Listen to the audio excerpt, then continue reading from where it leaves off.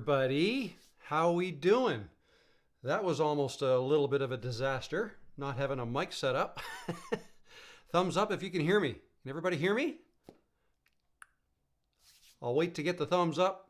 Somebody smile, you're on camera. Yes, I am. Ha, smiling. Mic quiet. Okay. How's that? Is that better? A little bit. I just turned up the gain a little bit. Can you hear me all right? Is that good? I sound like Schwarzenegger. A little better. I can go higher. Here, why don't I open... I still had my mic set up for recording over there. So that is why I'm a little disheveled here. Had to get the mic there. Okay, I'll boost the gain a little bit more. How's that? Is that good? Maybe too loud.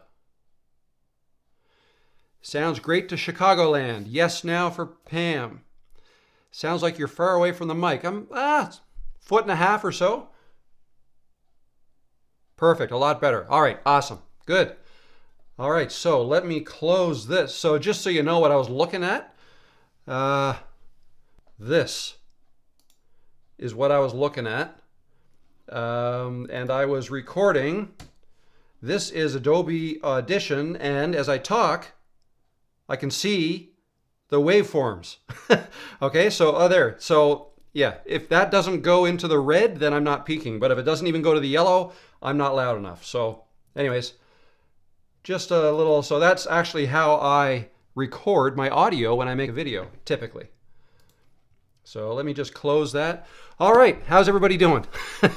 Welcome to the live stream. Couple minutes late, but yeah, had to move my mic over here. I only have one of these mics, these shotgun mics. I love it. Maybe at some point I'll get another one so I don't have to keep going back and forth. But anyway, that's not that big of a deal. Just have to be more ready. So yeah, I've got a couple things written down to talk about today, but as I always do, I'll go through the Q&A first. Why don't you guys let me know who you are and where you're watching from? That would be awesome. I always like to hear where people are tuning in from. For those who don't know, I'm in Halifax, Nova Scotia, Canada, just outside Halifax, about 25 minutes outside of Halifax. Yeah, it's a beautiful day outside today. Although there is a chance that a hurricane might be headed our way. I don't know. It's still way too early, and it would be a week and a half or so away yet. But fingers crossed, hopefully that doesn't come up here. That always sucks when you get a hurricane. So yeah, let me just quickly go through the chats, see what we've got here, see who's in here. Had a couple of questions right off the bat from Brian Metras. Hello, Brian. Let me just actually, yeah, I'll just quickly go through the chats here. Don't want to leave anybody out. So just so you know, it's kind of confusing the way I've got these chats set up. So for example, there, you see that chat on the screen? I have the ability to put your chats on screen like this. So I can leave it there while I'm answering a question or talking about whatever. And that's done through Ecamm Live. But as I scroll through that, it's not as quick to display the YouTube chats as YouTube is, which I look at over here. So I've got both chats going, and I look at the YouTube ones for like live instant, if I ask a question, and that's where I get that info from. But if I want to click to display something, I've got to look at the Ecamm one. So that's why I'll get better. I'll get better at it. So we've got a question from Brian. Oh, that's not a question. Actually, goal / production time at 80%, progress goal 50%, 3% to go. Using Audiate AI voicing now. So I just noticed today that there's an update for Camtasia. For those of you who use Camtasia to edit your videos, and there's a new feature called Use Speech to Text for closed captions to automatically transcribe text from audio. That sounds cool. I've seen that in some other video editing software, but now it looks like you can do that in Camtasia. I haven't tried it yet, so I'm not going to be able to help you with that, but If you're increasing your production, that is awesome. So I will download and load that up later today. Hopefully, if I have time, or tomorrow morning. Speed enhancing tips for today's session. Are you referring to just Camtasia, like Camtasia speed editing? There is and actually I think your next comment, perhaps I can link to a PDF of Camtasia timeline keyboard shortcuts. I can, because they are, 1 second here, let me just pull this up. If you go to this, share my screen. If you go here, so this is, I just typed in Camtasia shortcuts, and the top in Google, and the top one is up here, Camtasia shortcuts. And you're talking about editing, they're all listed here, whether they're for Mac or PC, program options, I'm just scrolling, project, timeline editing right here.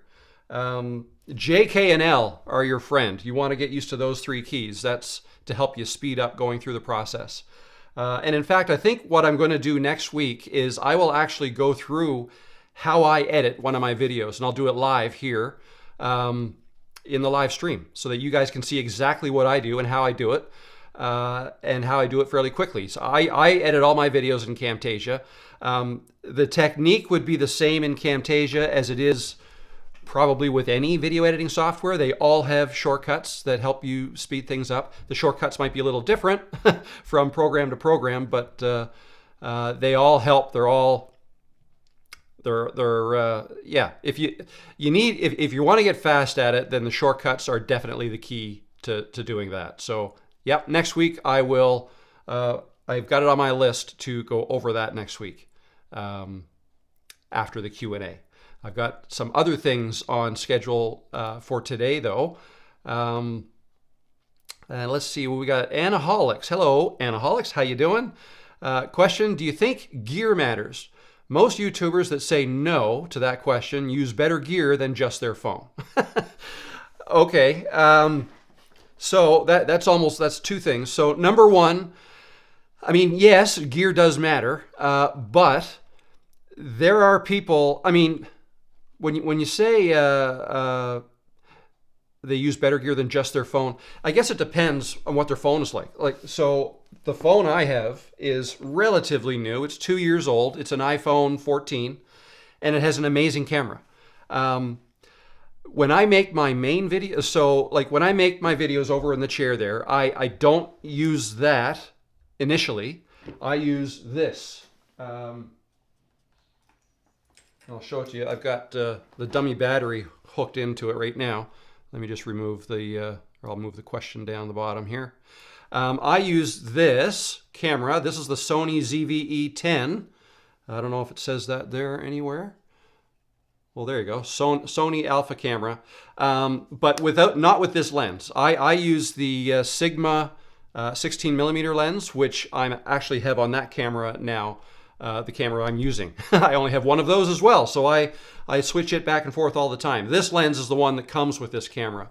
This camera, the ZV-E10, is the newer version to the A6400 by Sony, which is what that is that I'm using. So they're essentially the same.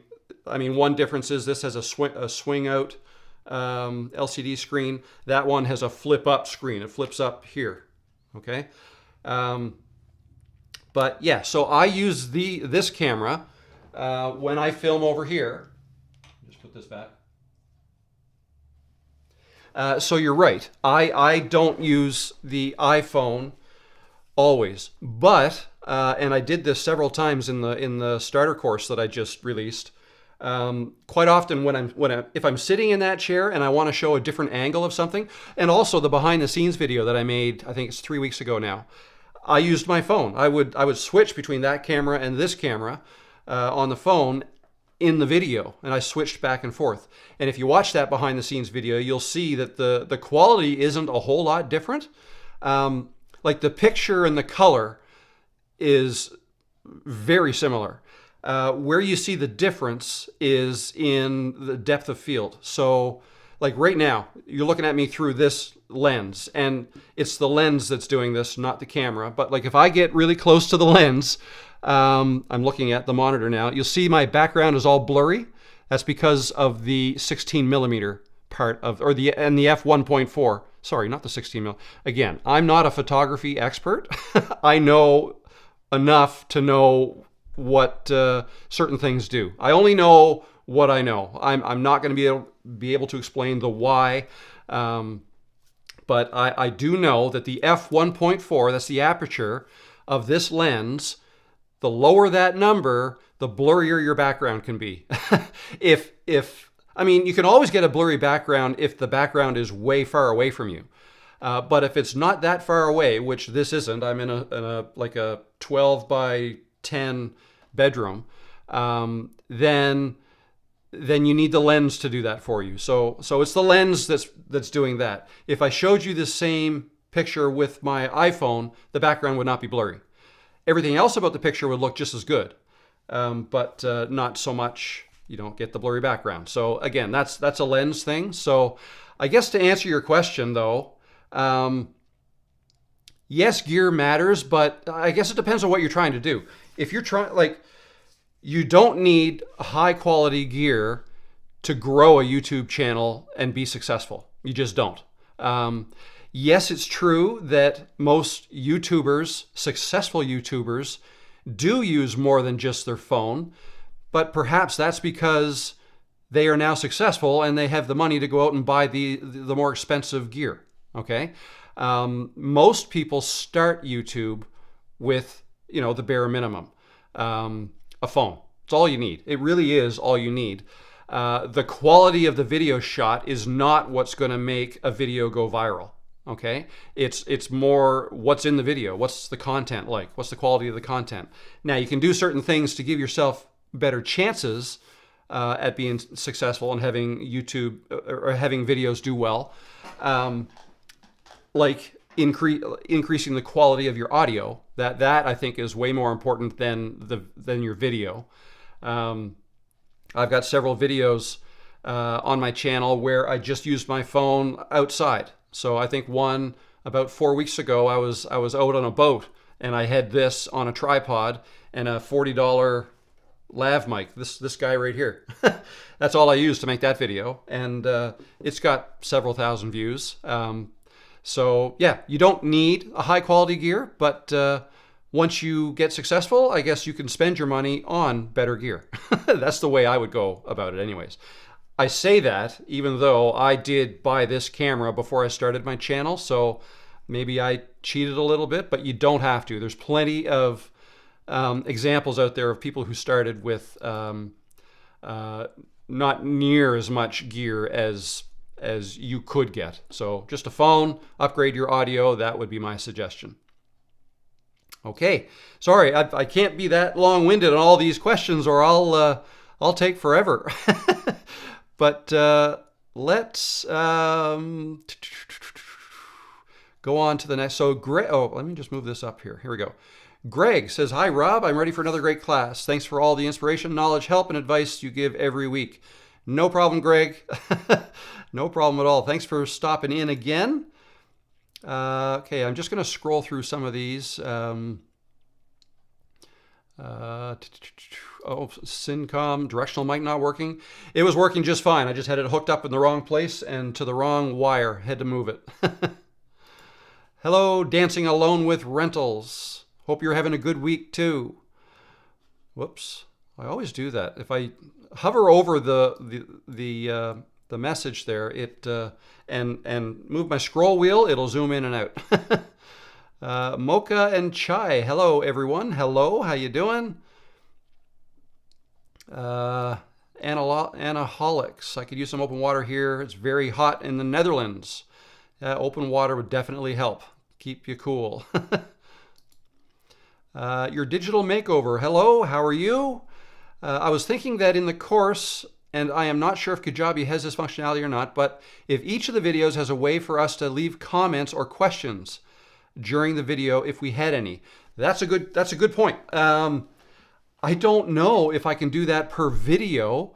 What I could do is I could create another room that is specific to the course, and then any comments about the course can go in that chat room, or circle as they're called in Kajabi. But I will look into that. Let me write that down. So comments per course video suggestion. All right, got it. Okay, scrolling right along. Hello, architectural sheet metal. How you doing? Smile, you're on camera. Okay, I fixed the audio, I think. Let's keep going. I sound like Schwarzenegger. Hopefully I sound better now. Or is that a bad thing? I don't know. Okay. Lots of people commenting on the sound. That's good. Thank you. Not too loud. Okay, I am 53, just started this channel a few weeks ago. Should I stick to a particular niche? Great question. I'm actually writing some notes down. I don't know, for those of you who saw my post this morning in the Peanut Gallery in Creators Cove, you'll know, like I shared my to-do list. I didn't get very far in that list. I've still got, here it is right here. So one of the things on that list, can you see that? There we go. YouTube video, pick a niche. So that's what I'm working on. I'm hoping to come up with a video tomorrow that I'm going to upload to YouTube on how to pick your niche. So yeah, my mind is kind of fresh with that right now. So let me answer your question here. If you're just starting out, I wouldn't worry too much about being super specific on what your niche is going to be. I guess you kind of have to pick a general topic, but honestly, you don't have to do that either. Like, remember that when you first start out on YouTube, your first several videos are essentially just for you. They're essentially practice.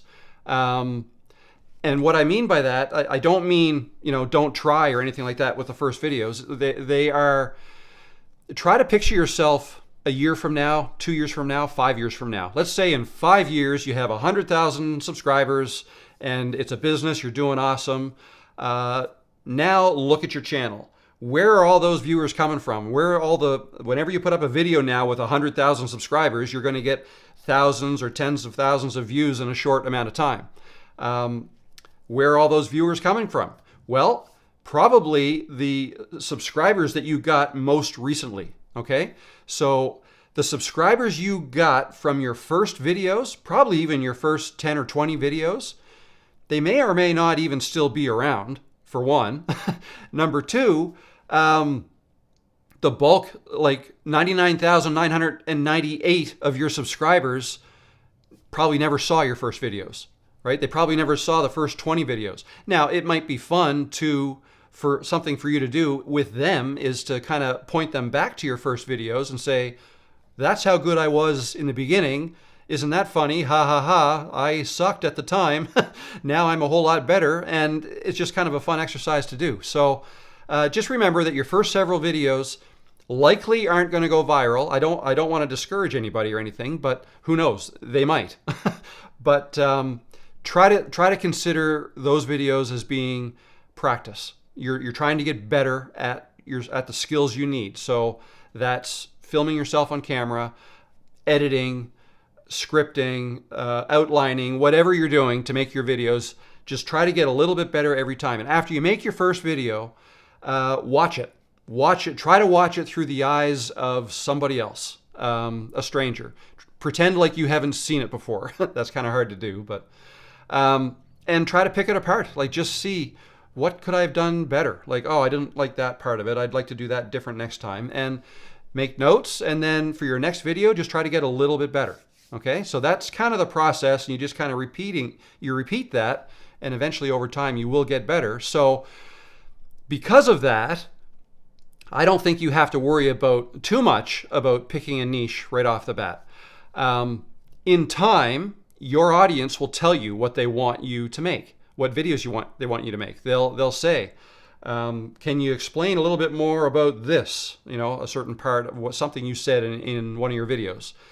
That's you take your cues from your audience, from the comment section, and also your own self. When you're making a video, some other ideas may pop into your head. Oh, I should have explained that more. Let's make a video about that.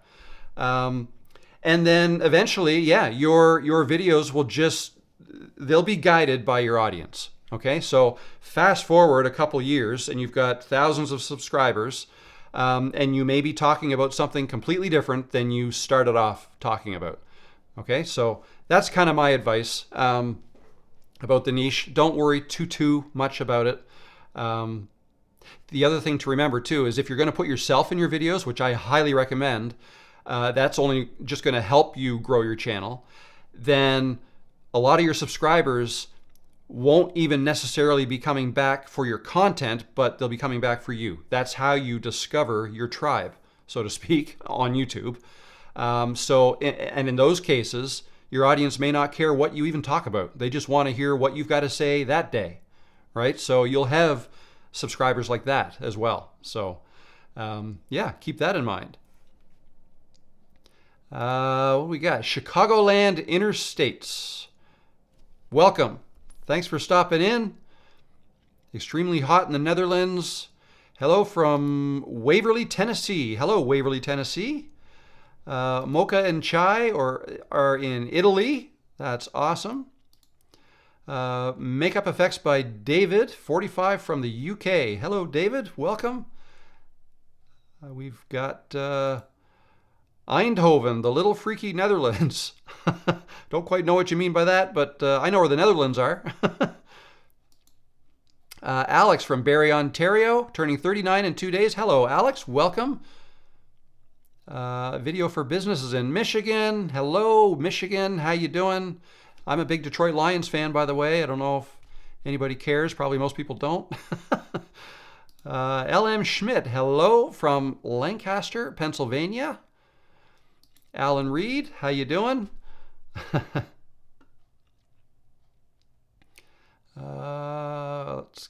me just kind of scroll through here. Travel with Lil. Hello, Lil from Arizona. I bet you it's hot down there. Now I've got some people speaking, I don't know what language that is. German, maybe? I can't read that, so I'm sorry. But hello, welcome.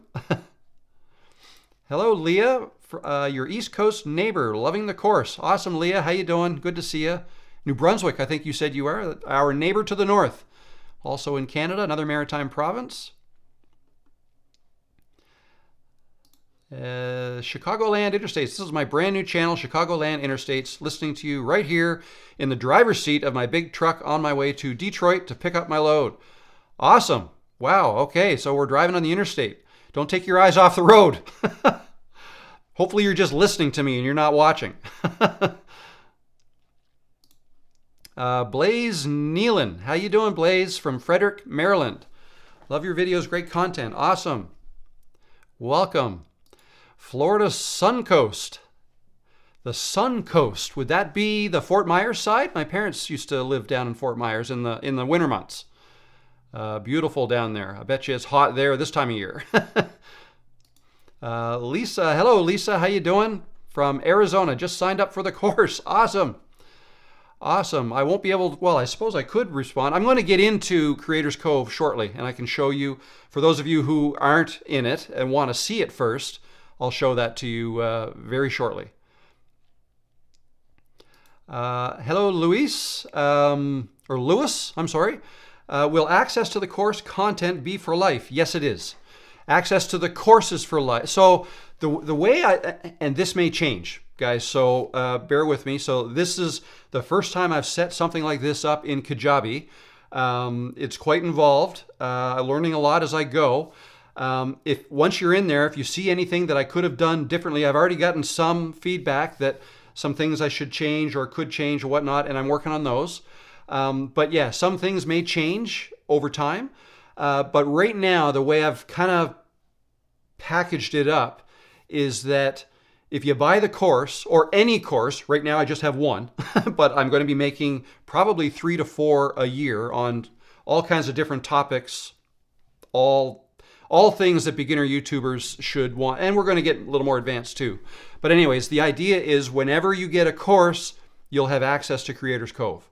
Okay, Creators Cove is basically the community where you can get support for your course material.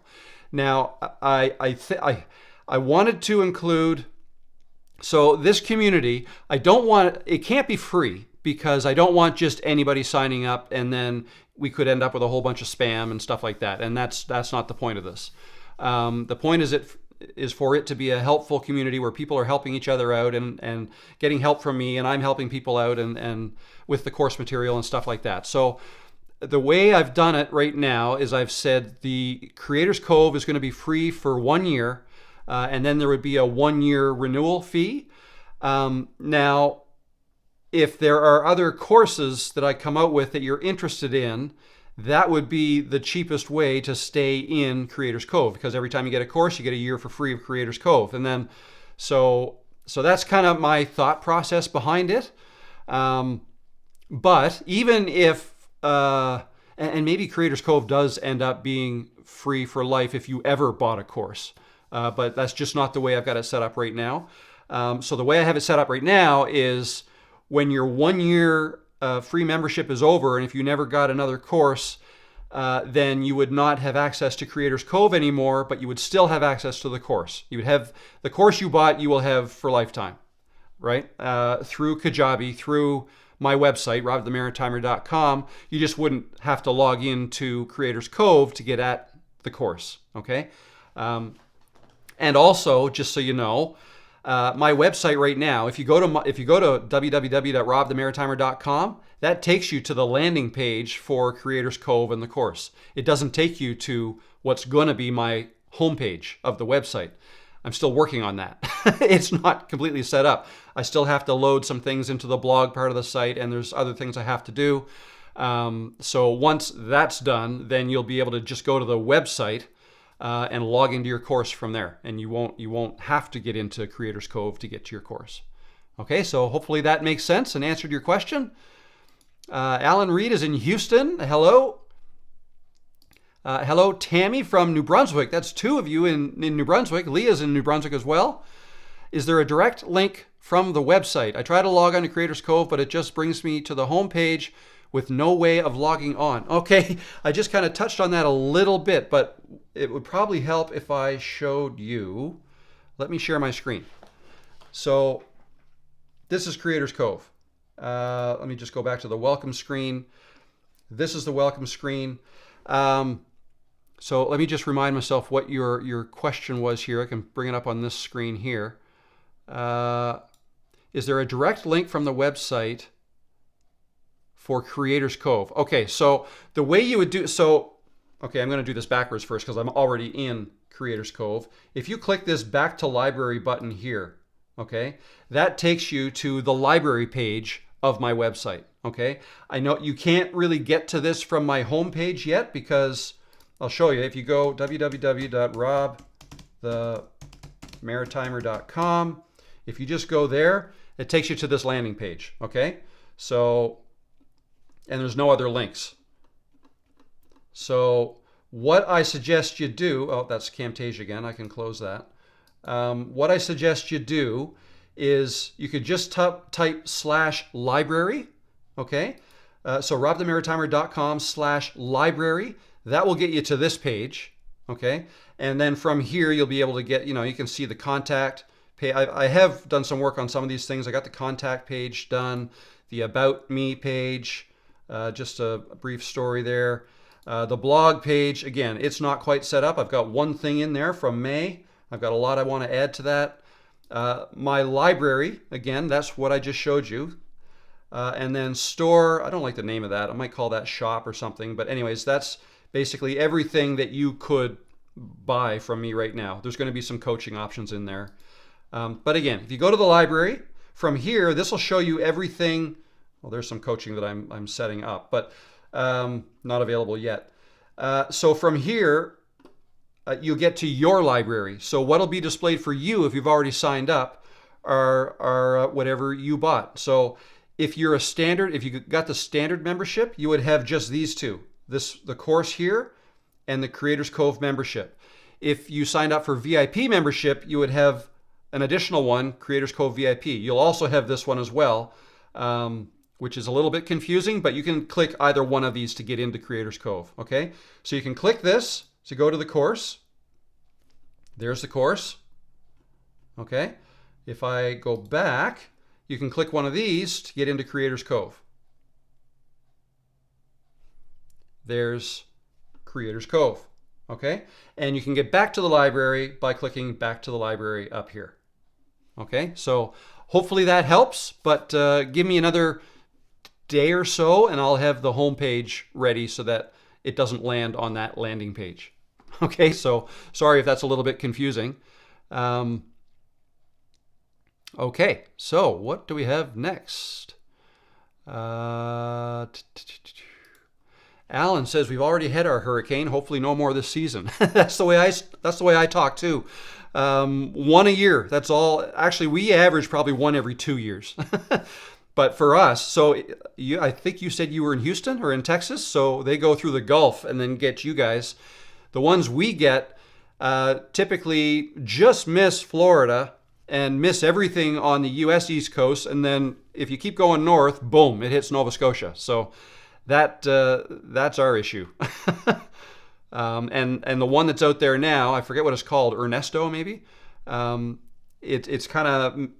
It's in and around the islands, Cuba or some of the Leeward Islands, I think right now. And they say it's going to turn north and not going to hit Florida, but then they don't know where it's going to go. Hopefully it's not coming here.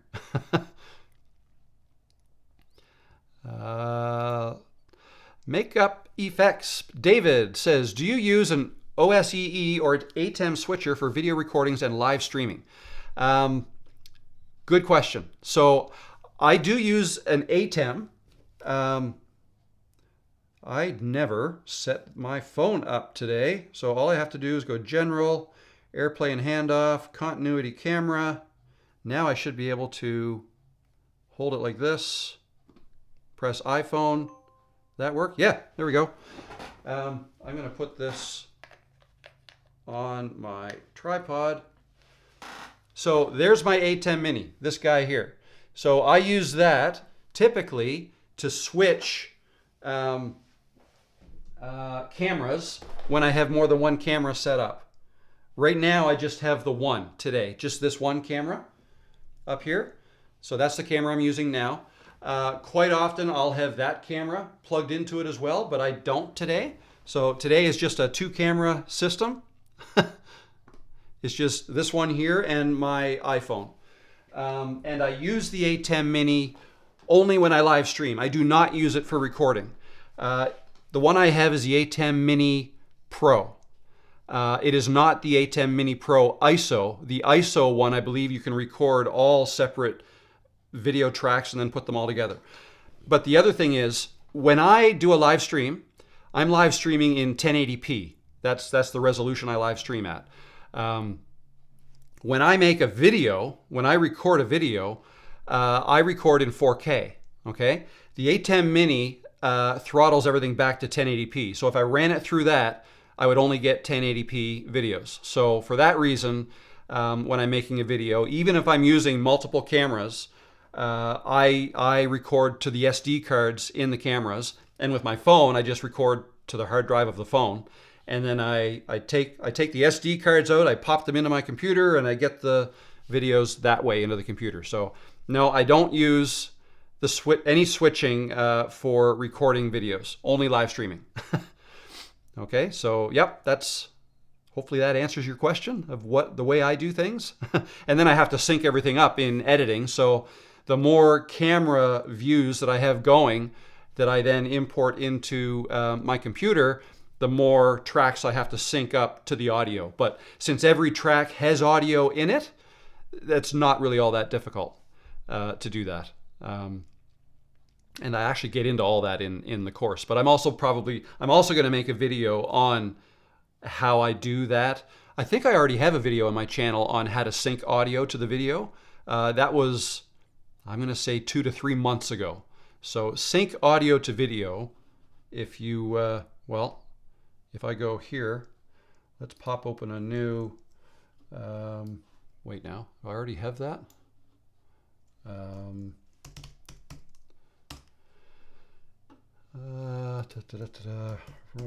Wrong thing. All right, bear with me. Rob. I want to make sure the right thing pops up here. Okay, so here is, let's bring this back down. There is my channel. And if you go, am I on videos? Yeah, videos latest. So if I scroll down here, where is it? I know I did it. I didn't think it was that long ago.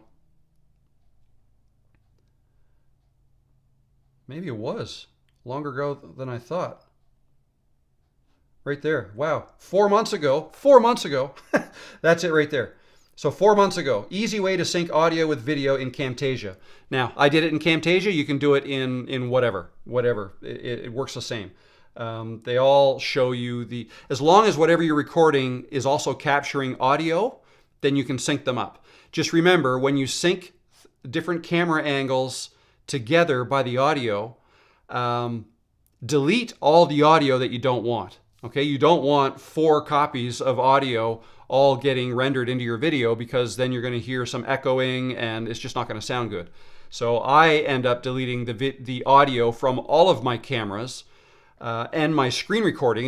If that's one of the things I'm syncing up, I delete all that audio and I only keep the audio that I record on my computer from this mic. Okay, so that's the way I do it. So hopefully that helps. Let's keep right on going here.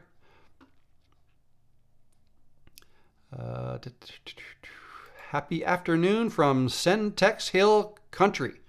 How you doing? Retiring to France on a shoestring. Welcome. Very good. Hello, Sherry. How you doing? You're absolutely right. Consistency is the key. Uploading on a consistent basis and good audio works great. Yep. Yeah, consistency. So a little word about that. So my channel, I started not 4 years ago, so 3.5 or so years ago. I think it was around December of 2020. Yeah, kind of the tail end of that bad pandemic year is when I started. And I think it was early in the year, maybe January, February, March. I did several videos, and they're kind of cringy if I look back at them now. Then I went quite a while without posting. And then I think the next year I kind of went on another spurt of maybe a couple months where I did a bunch of videos and got into live streaming. And then I had to tear my office apart because we moved. We built a new house and we moved. So then I went quiet for, I think it was over a year.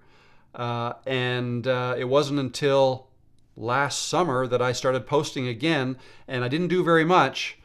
But anyway, my point is, when I stopped posting, I was posting consistently, like 2 videos a week, and then stopped after a couple of months. And I was starting to get some buildup of subscribers and views. When I stopped, the views and the subscribers kept going up for a while, and then it kind of leveled off, and then I wasn't getting any more. And then I started posting again, and then the same thing started to happen. But there's a delay, okay? When you start posting, you don't get many views or subscribers right off the bat. There's a delay before that starts to happen. But then, once you've got quite a library of videos in your channel, and you start posting regularly and consistently, so currently I'm in the middle of, I've finally, I think it was March of this year, or even February, so 6 months ago or so, I committed to this, and I started posting 3 videos a week and 1 live stream a week, and I did that for several months, and then everything started to climb again. And then about a month ago, I did 1 video that did extremely well, and then the subscribers and the views just took off, and everything I've been making since then have been kind of doing really well as well. So I guess you're right. Consistency is the key. As soon as you stop the consistency, then it almost resets. You don't necessarily lose many subscribers, but they may lose interest in you, if that makes sense. So if you can stay consistent, that's huge. Huge, huge, huge. Architectural sheet metal says topic, title, and thumbnail have more of my focus right now, but I do need help with my tech. Was looking at the Sony FX30, has a built-in cooling fan. Wow, okay. I don't know much about that camera. The FX30, if I just quickly, what is that? Sony FX30. That's a serious camera. Okay, a couple $1,000. Must be a full frame camera. Yeah, so again, I'm not really a camera expert. That looks like way more camera than I have. But, you know, perhaps it's worth it. I don't know. Again, I'm not going to be able to say too much, but a built-in cooling fan, that tells me, wow, this is serious. Must be a lot going on inside that camera for it to need a cooling fan like that. So my cameras are not full-frame sensors. They're called crop sensors. So they're smaller. They're not quite as, the quality is not quite as good. But quite honestly, for YouTube, I think they're just fine. And that's the feedback I'm getting too, that people like the look of my videos. Now with that camera, perhaps maybe you can get an even better look, and you could probably even make, you know, like commercials and like commercial type quality videos with something like that. But I can tell you that the cameras that I use I've never heard a fan in them, so I don't believe there's any cooling fans or anything like that. And there used to be an issue where cameras, I have heard that some older cameras could overheat, and like older versions of the camera that I'm using, but this one doesn't have that issue. And that was a big issue if someone was trying to live stream, right? If you're trying to live stream, I think some of these cameras maybe used to have like a 30-minute limit before things would shut down and it would stop working. So that's no good for a live stream that's going to be longer than 30 minutes. So. But I've done live streams over 4 hours with these cameras, and I've done filming sessions longer than that too. They do get warm, but they don't shut off on me. So anyway, those are my thoughts on that. But yeah, for more information on the FX30 specifically, I'm not going to be able to help you with that. That's a little bit above my pay grade. Hello, Beth from Plainfield, Illinois. How you doing? Anaholic says, no, I have no active YouTube channel. Working on one though. Have a few videos recorded, but want at least a few at the start and then a few in the queue. Yeah, you can certainly do that. Absolutely. But you don't have to. You don't need you don't need to start with multiple videos, but you can if you want. Hello, Kim. How you doing? My channel documents my breast cancer journeys. What is your advice for people who work full-time and just busy with life on making time to work on videos? Not enough time in the day. I hear you. Not enough time in the day. 1 second. Let me just take a quick drink here. So, I guess I was similar in that I was a full-time freelancer through Fiverr, still working at home, but while I was doing that while I'm trying to start up my YouTube channel, and yeah, just there's a lot of it takes a lot of time. I guess my suggestion would be you have to be organized and try to. What really helps is if you can get some systems in place. Okay, so what I mean by that is. Like if you are going to make the same type of videos over and over again, like in the same place, that would help because then you can kind of set up a space or a place like I have over here to make the majority of my videos. And I know where everything goes, like even right down to the tripod. I have little pieces of tape on my carpet so I know where to put the tripod to get the same shot for all my videos. Maybe that's not important to you, but to me, it's one of the things that I just wanted to be sure of. I wanted the same shot all the time.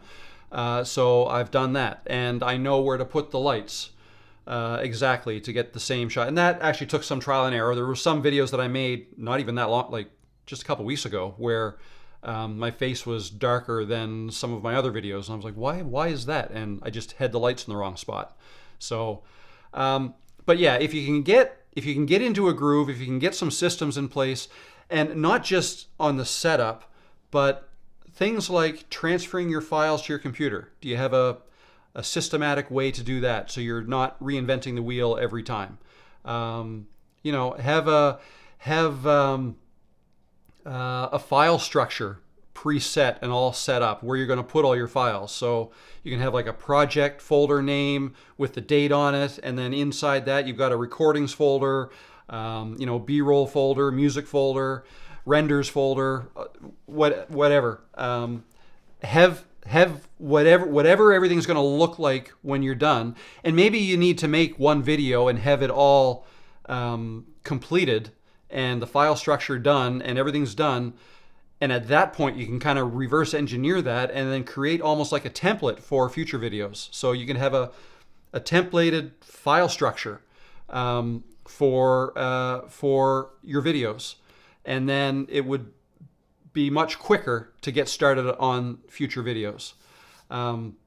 And I just noticed popped up here on the screen, what is B-roll from Caramel. I'm not going to post it up here because I don't want to lose my place on these chat.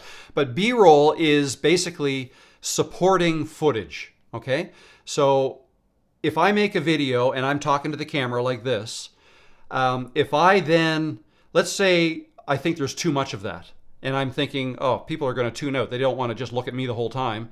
I should put something else in there to break that up. I can add B-roll.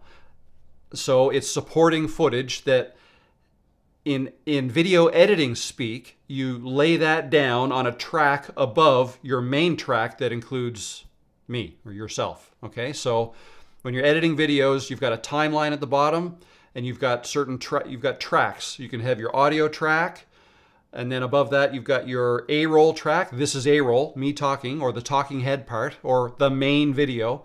Call that A-roll. And then B-roll, if you put that on top, that'll cover any A-roll. So you don't have to cut out sections of your A-roll to slip in another video, right? You can just put that on top, and then it'll hide whatever is underneath it in the timeline.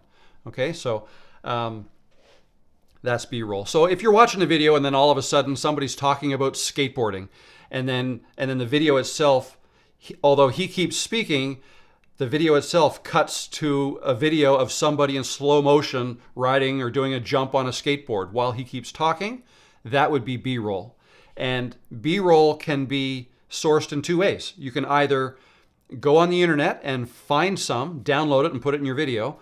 And if you're doing that, you'd want to make sure it's royalty-free footage, and you can get that from places like motionarray.com or storyblocks.com.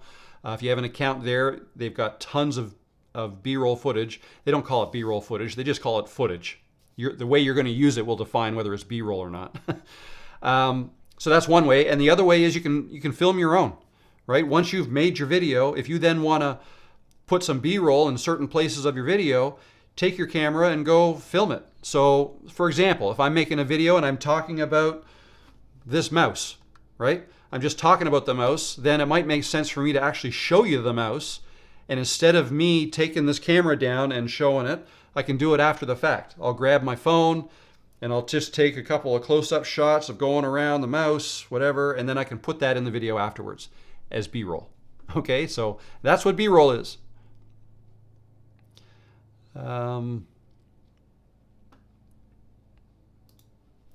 Your Digital Makeover says, suggestion for the course.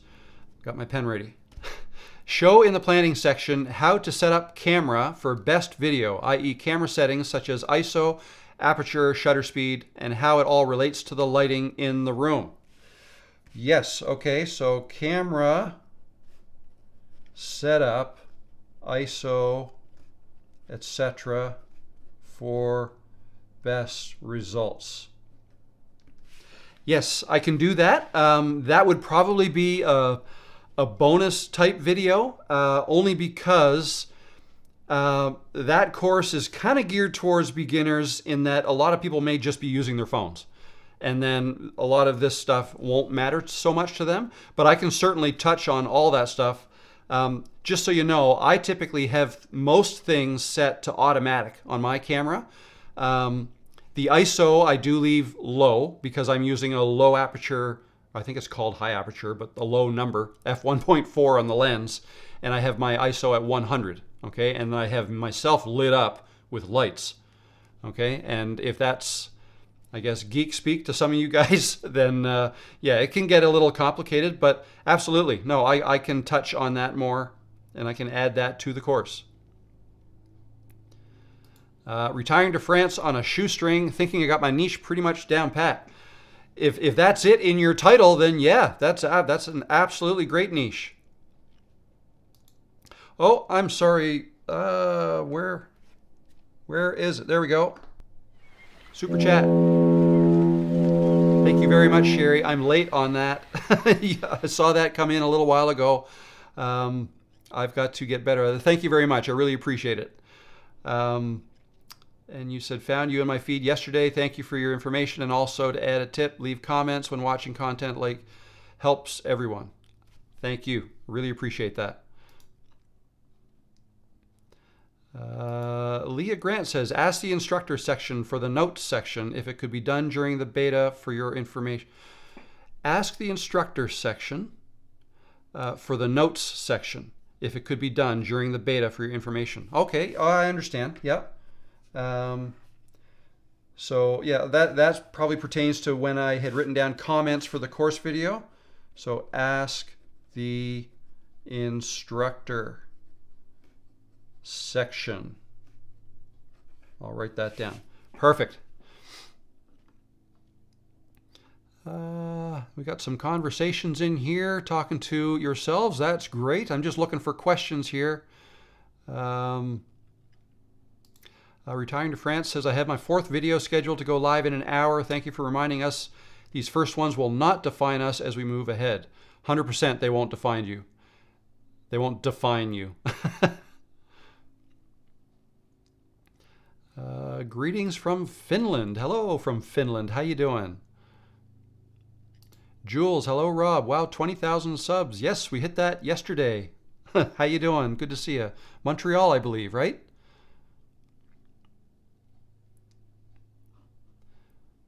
And Smart Money Moves. Hello, Smart Money Moves. I'm a day trader and I came across your channel a few days ago. I started a channel about trading because of your inspiration. Thank you. Awesome. That's cool. Going to teach people how to day trade. Cool. Can you tell us about the... I didn't get the rest of that. Sorry, maybe it's down below. Firefly, I was rooting for the Lions last season. That doesn't mean you can't root for them this season.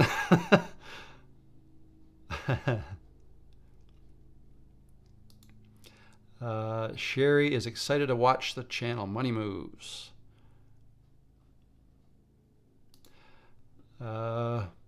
Bodewin Meyer, I'm still here. Normally I don't like live streams that much. Says a lot about this one. I'm glad you're sticking around. I'm slowly getting through all these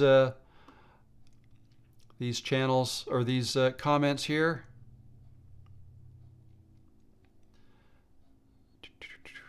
We got here trucking. Oh, sorry, I missed one.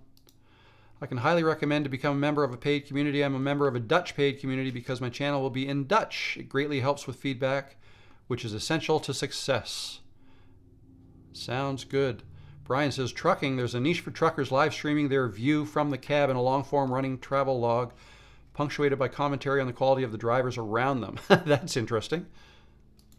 It'd be neat to see a day trading live stream showing the logic going into your put and buy decision making. Yeah, I'm sure there'd be interest in that. Absolutely. Caramel's Corner. How you doing? Good to see you. Caramel says, what editing app do you use? I currently use CapCut, but would like to try another app. I use Camtasia myself. It's not free. I think it's right now it's $179 a year. They've just moved to a subscription model.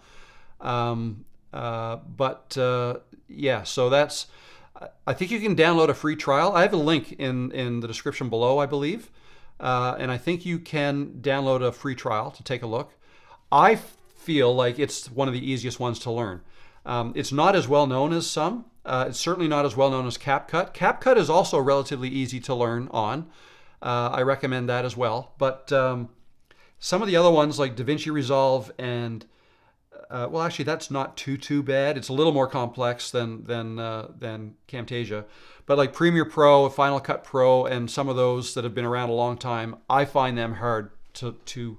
Well, actually, I can't speak to Final Cut Pro. I've never tried that one, but Premiere Pro I have, and I just found that like there's a lot to that. I just found it a little bit overwhelming. But to me, Camtasia, I've been using it for a long time too, so maybe that's partly why I like it so much. But I started using it more for screen recordings. That's what I used to do a lot of, making tutorial videos. And that's how Camtasia started, as a screen recorder, and it's kind of morphed into a video editor.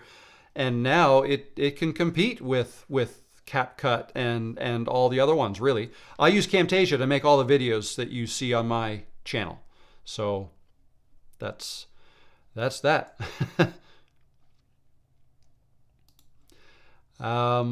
Chicagoland. In my first video, I promise, jaw-dropping contents. Now that I'm out of here trying to capture it, not so much. Very good. Leah is outside of Woodstock. Okay, very good. Up near Fredericton, I believe. A little north of Fredericton, I think. No problem, David. Time flies when you're having fun. Yes, it absolutely does. Keisha Francis Johnson. Hello, Keisha. How you doing? My name is Keisha, chiming in from Olive Branch, MS, Missouri, I think. Is that? I always get mixed up. There's a lot of M states. There's Missouri, Mississippi, Montana. I think that's MO, or MN? No, Minnesota, Maine. Maine is ME. That's the closest one to me. I think MS is Missouri. If it's not, it's Mississippi. But I'm thinking Mississippi is MI. Anyways, sorry about that. Are you using Ecamm Live? Yes, I am. If so, will you have videos utilizing it? I don't have any in the immediate future planned, but one of the ideas I have down is to create more videos on how to live stream, which I would get into Ecamm. I've also used StreamYard to live stream. That's what I used to use up until March. Well, when I finally got back into this, I did it with Ecamm, with Ecamm Live. I also did a little bit with OBS, but Ecamm, I love Ecamm Live. It's awesome. Chicagoland says, my phone is always mounted directly in front of me, so I never have to take my eyes off the road. I always listen to everything, and if I speak, it's through headset, talk to text. Well, sounds like you got your system down pat. Sounds dangerous to me, but you know what you're doing. I hope.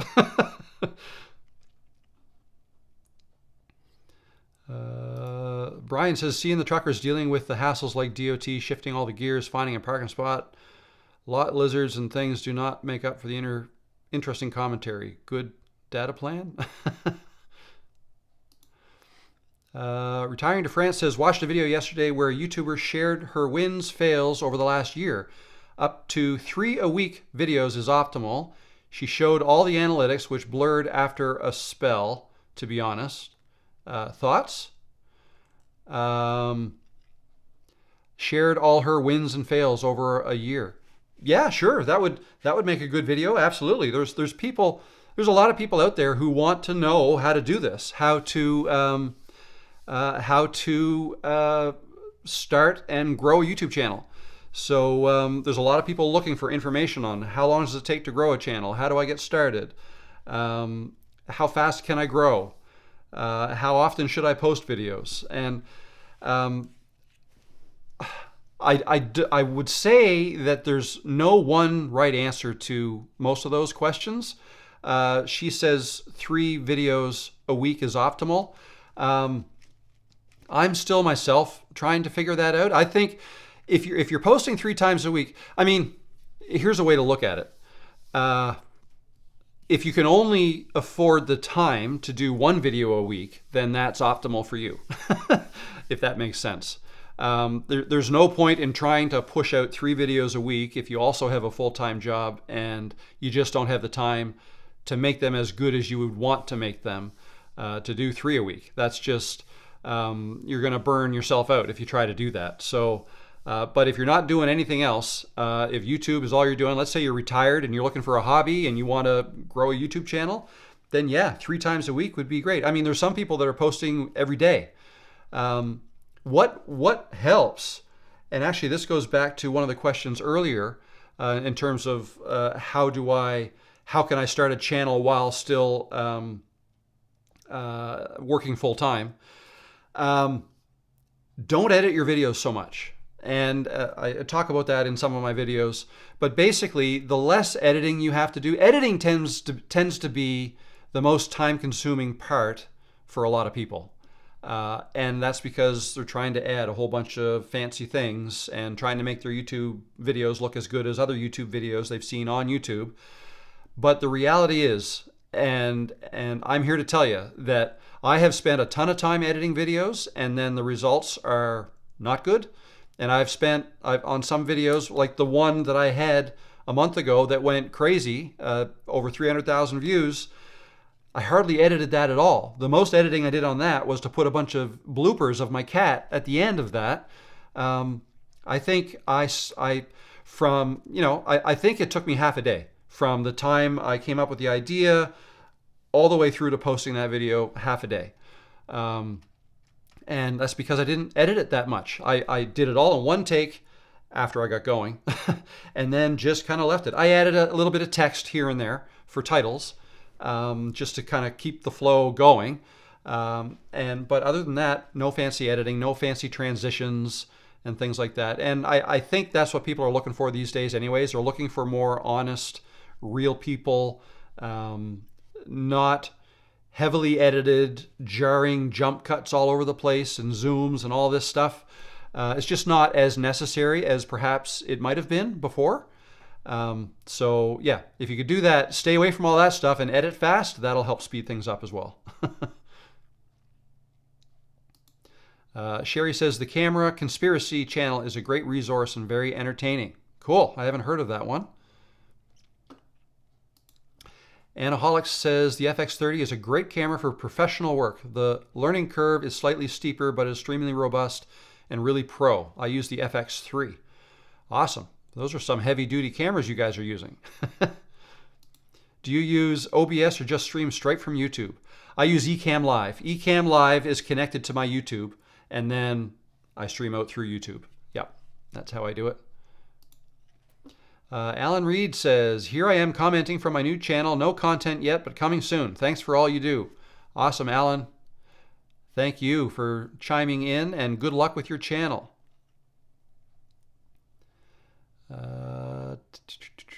Okay, what is B-roll? I answered that. Gotcha. Thanks so much.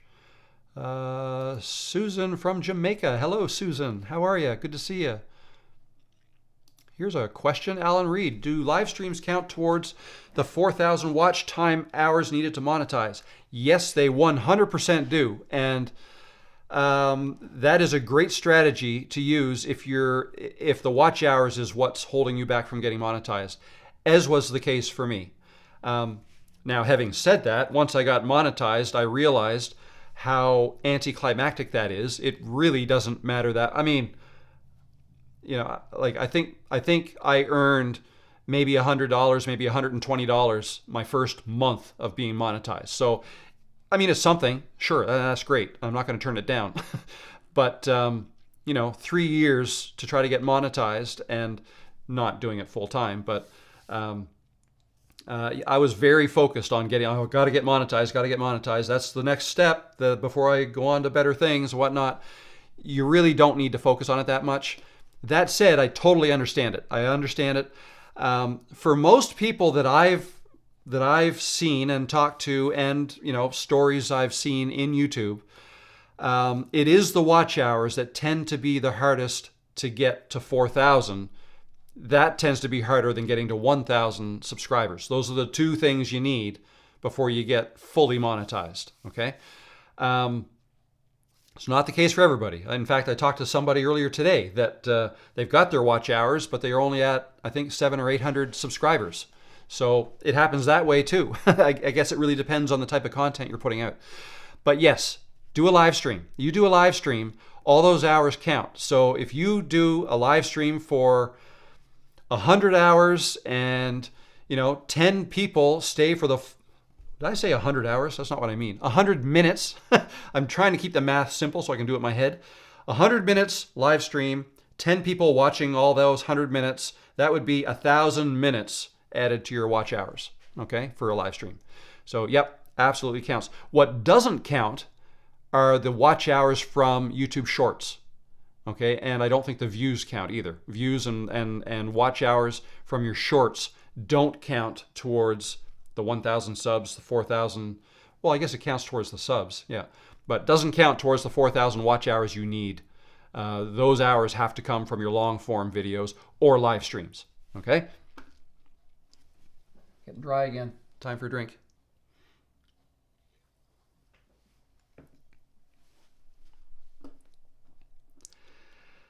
Okay. Your Digital Makeover says, curious how you created the border around yourself and the screen recording in your course. I did that in Camtasia, and I can show you that really quick, I think. Let's just go projects. Where is it here? Course.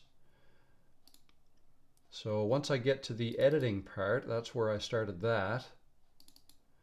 Let me just open one of these.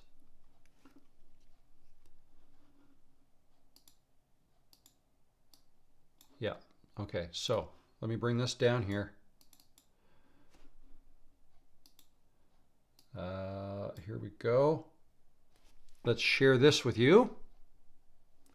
So this, sorry, let me zoom out here. This is inside Camtasia, all right? This is the video I made. That one right there. Edit audio to improve quality. So this video here, and if I press spacebar, you can see it playing. Now that we've got our project file set up in our video editing software, I have to... All right, anyway, you don't need to see that again. So if I zoom in here, I'm going to zoom all the way in, and I'm going to show you where I did that. So this is going to get a little bit technical for some of you who haven't done stuff like this before, but you basically want to know how I went from this full screen to this, okay? And this is what I did. In Camtasia, you can add animations, okay? So I added an animation. This track. So when I talked about tracks, these are all the different tracks, okay? So I've got my audio track here. This is a track here. Let's put my playhead here. This track is the background. See, it's kind of the purpley pink background there. This track here is my screen that I shared, and this track here is me. And I put myself in a little corner like that, and I added this arrow, which is an animation. So watch what happens when I drag my playhead across this. That animation animates down to the corner. All right, that's how I did it. And there's other thing. If I zoom out here, if I zoom out, you can use this little arrow here. If I click up, and again, I apologize if this is getting technical, but I'll just show you that the properties I assigned to me in the corner here are here. I added a drop shadow to it. I don't know if you can tell. I added a border, the white border around me. I added corner rounding to this, and I added some color adjustment to make the colors look a little bit better. And I added those all after, like before the arrow, that animation arrow, those things were all added afterwards. Okay, so that's how I was able to do that. And then, so for the other screens, so this screen here was the, see that? This is hard. I don't know if you're able to see this, but I now have my shared screen highlighted. And if I bring that arrow up, To that, I also added a drop shadow and a border and corner rounding. See how it's got rounded corners and there's a white border around it? And then this dynamic fill, that's just the background. Okay, so that's how I did it. I did it all in Camtasia. So I hope that wasn't too technical for some, but you asked, so there we go. And I have a lot of videos on Camtasia, how to edit in Camtasia. I think I have videos on specifically how to do that on my channel. So there you go. Hope that helps. Smart money moves. I definitely want to start live streaming soon. I just want to get a few more subscribers. I want to have enough content so when I apply to go live, I get approved. Very good. Yeah, I actually forget how that approval process went. I don't know if you need to have a certain number of subscribers to get approved. It's more, I could be wrong about that, but yeah, what the issue that I had was, so I had made several videos already, and maybe I had 50 subscribers or something when I first went live, but I was just nervous that no one was going to watch at all. And if I recall, I think I did have some watch because I put out a couple of videos the week leading up to it saying, like right in my video, I said, oh, and come back on Tuesday, I'm going to go live, and I sent out, and I think I sent out a video like the day before. By sending out, I mean I uploaded to YouTube a video the day before saying, I'm going to go live tomorrow if anyone wants to watch, blah, blah, blah, blah, blah. So doing things like that helps as well. Self-promotion. Brian says, in TechSmith Audiate, you can enter past in your script in English, and it converts to and voices it in Dutch, Brazilian, Portuguese, Italian, Spanish, French, and German. Wow, I'm going to have to check that out. I haven't checked that out yet. I'm more than halfway through the course. So far, it's pretty good. Awesome. I'm glad you like it. Yeah, I'm eager to hear some feedback.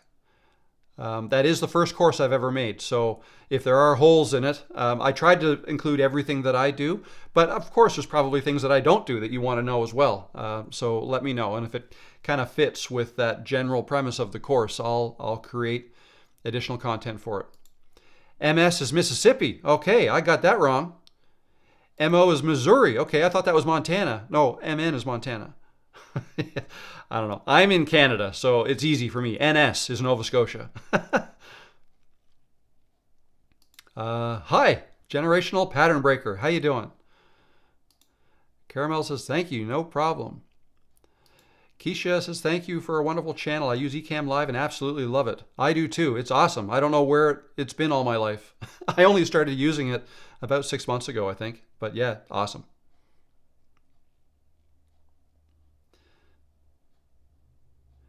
Ultimately, the content I plan on bringing to my channel is going to be mainly exposing some of the extreme rude and inconsideration that is going on in the interstates today. Yeah, I'm sure there's a lot of that. You probably see all kinds of stuff that I don't.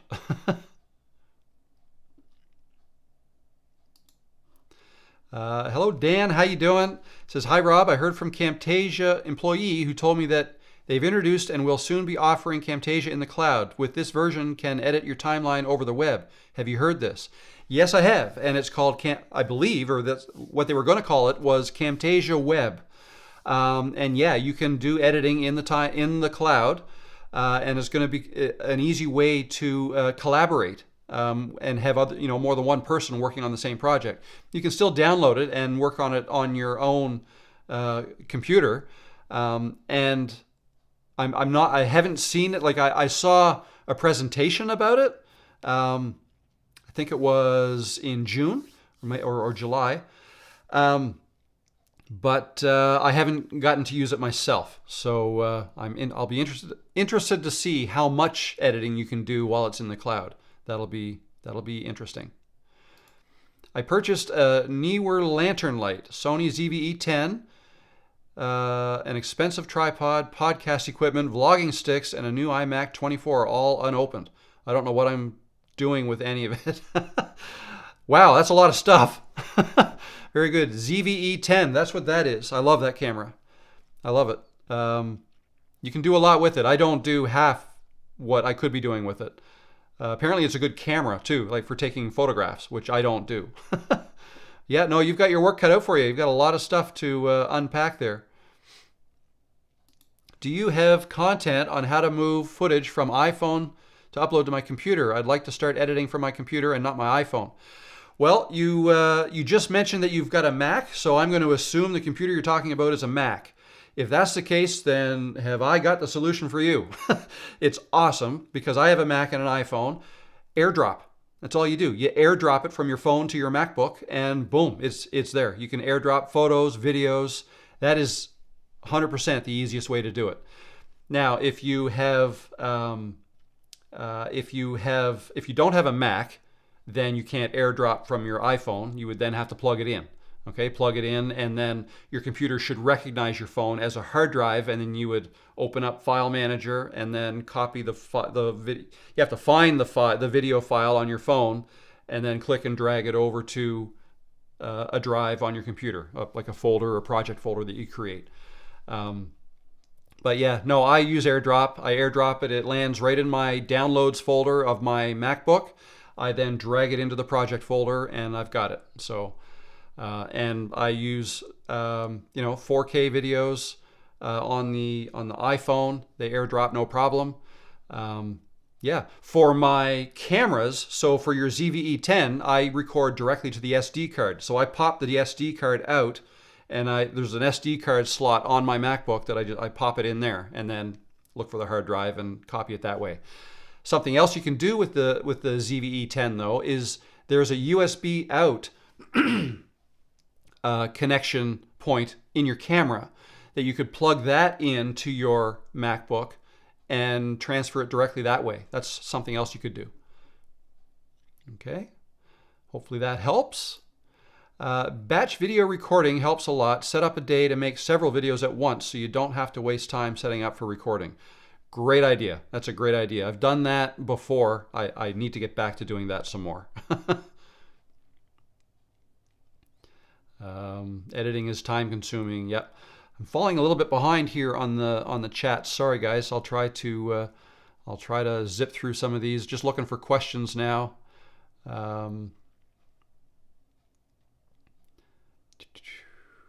Yeah, some editing is a distraction for sure.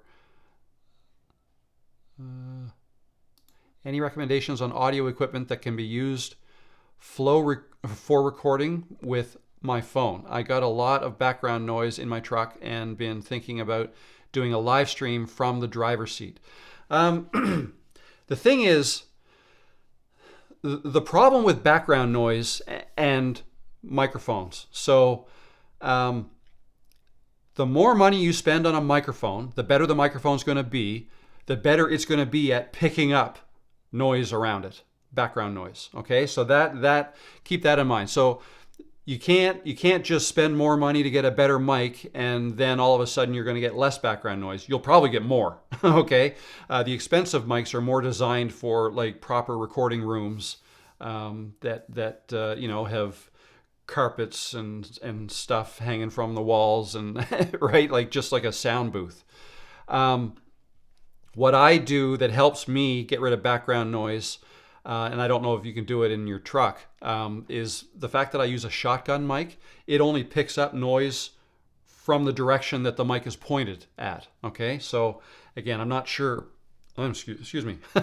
I'm not sure how that will work. Like I don't know where your noise is coming from in the truck. It's probably coming from all over. You've got wind noise, you've got the engine, you've probably got noise behind you, and so yeah, that might be a challenge. A better option might be to look for software that is good at removing background noise. Okay, and then the trick with that would be to capture some. Oh no, you're going to be live streaming though, so you can't do that. Yeah, I don't know. I'd have to look into that. I don't know what I would do if I wanted to live stream from a truck that has a lot of background noise. That's a challenge. I'm not going to lie. That's a challenge. There may be some software that you can run. So there's something called, what's it called? There is some software you could, I think, run that through, your audio through, that you can maybe apply a noise gate to on the way through before the signal gets to YouTube or wherever you're live streaming to. You might want to look at something like that, like a software solution.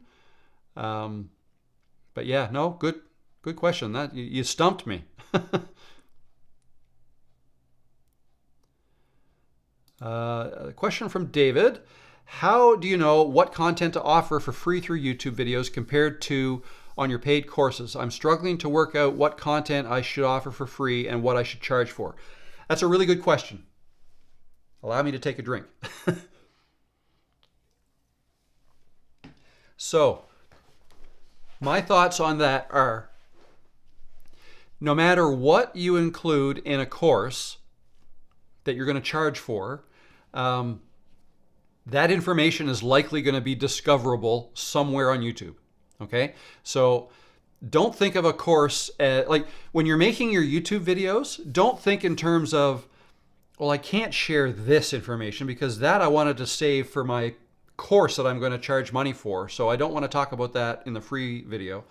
I wouldn't think that way. I would, your free YouTube videos should provide as much help as possible. And you kind of attack it a little differently. Like start with the concept. Like start looking for like what do you want to talk about, and then try to find a good title for what it is that you want to talk about. A title that's going to work in search, and what thumbnail can you build from that. So you almost start with, okay, this is the topic. This is what I want to talk about. Here are some bullet points I want to cover. What's a good title? You come up with your title.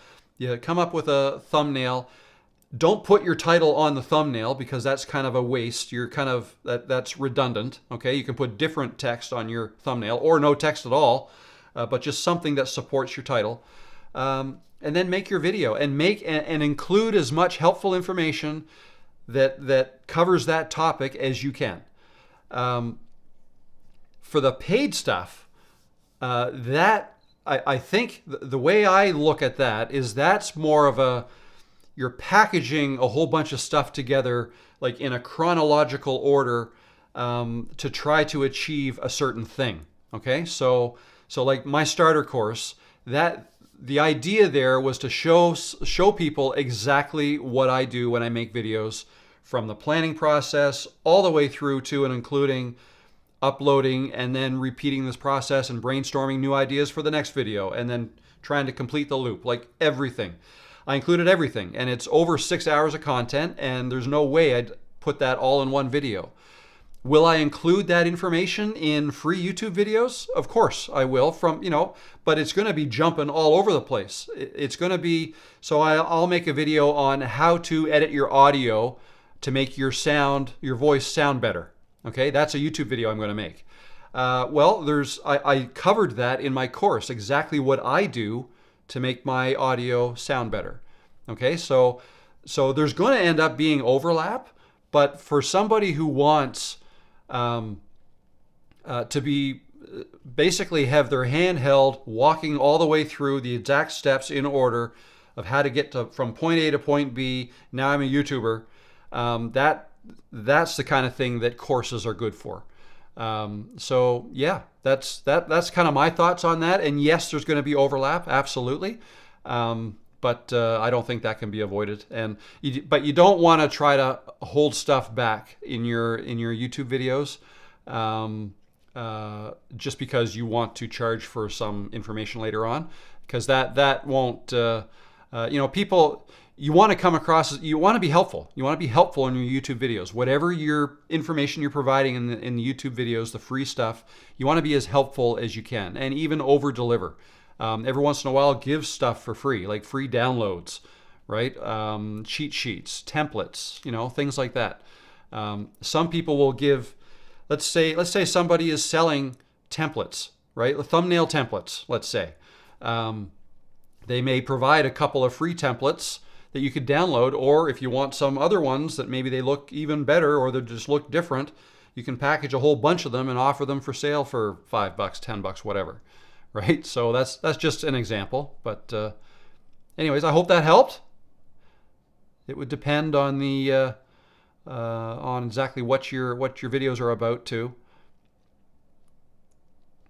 Brian says, "Good, get technical. That's why we were here. Best part of the video."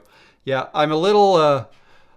I'm a little conflicted because some of you are here for the more technical Camtasia video editing stuff, but I'm thinking right now most people are not, so I have to kind of balance that line and try to bring value to all of you. But yeah, and I'll do my best to help everybody. Absolutely.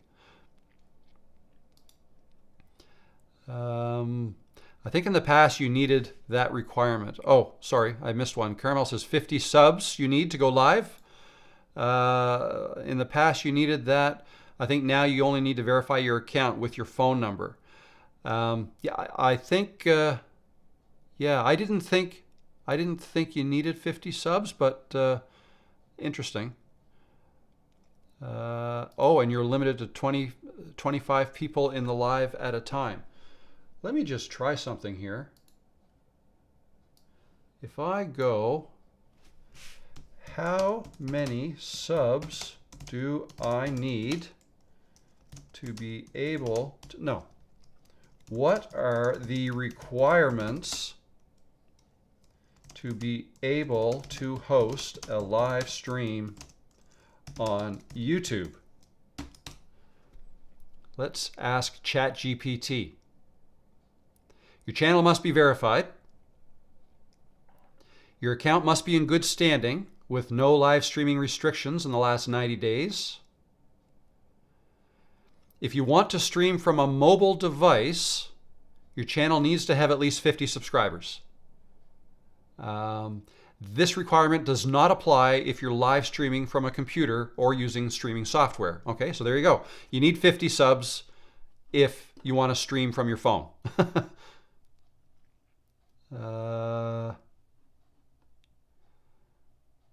Comply with YouTube's policies. If you're planning to monetize your live streams, you'll need to be part of the YouTube Partner Program. Okay, that makes sense. Yeah. So there you go. That's according to ChatGPT, which I lean heavily on a lot. Hello, Rich in Arizona. How you doing? Where'd you get that shirt you're wearing? Are you talking to me? You want to know where I got this? This is True Classics. I ordered one of those six-pack packs or whatever, 6 different colors. So I'm wearing virtually the same shirt in all the videos I make. Just try to change out the color every once in a while. MN is Minnesota. Thank you. I'm never going to get it right. If MN is Minnesota, what's an MO is Missouri? No. Anyway, yeah, I'm Canadian. I've been to Minnesota. I saw a that was a long time ago. That was in the 90s. I saw the Vikings play the Dolphins in Minnesota. Because I actually lived in Wisconsin for 6 months, right on the border of Minnesota. La Crosse, Wisconsin. I lived for 6 months back in the day. Generational Pattern Breaker is in Serbia. Welcome. MT and MN. Oh, Montana is MT. Okay, of course. That's the only one that's left that I didn't try, and MN is Minnesota. Vizmatter is in Vancouver, BC. Welcome. I didn't know there were other live stream options. I only use YouTube Live. Yeah, you can go live on Facebook, YouTube. I've only ever done it on YouTube. And there's different software you can use to go live. So I'm going live on YouTube, but through Ecamm. Ecamm is a software. Well, I think you were the one that said you use Ecamm as well. That's the software I use to make everything look the way it looks. Right? Like set up my scenes and things like that. Oh, you know what? I never turned that on. Oh my God. I made that overlay this morning and I never even turned it on. That's if you want to know, an hour and a half late, this is what I was going to talk about today. And I even made that little graphic down on the bottom. Isn't that, look at the palm trees and all that stuff. I made that in Canva, by the way. Let's see. I'm almost getting caught up here.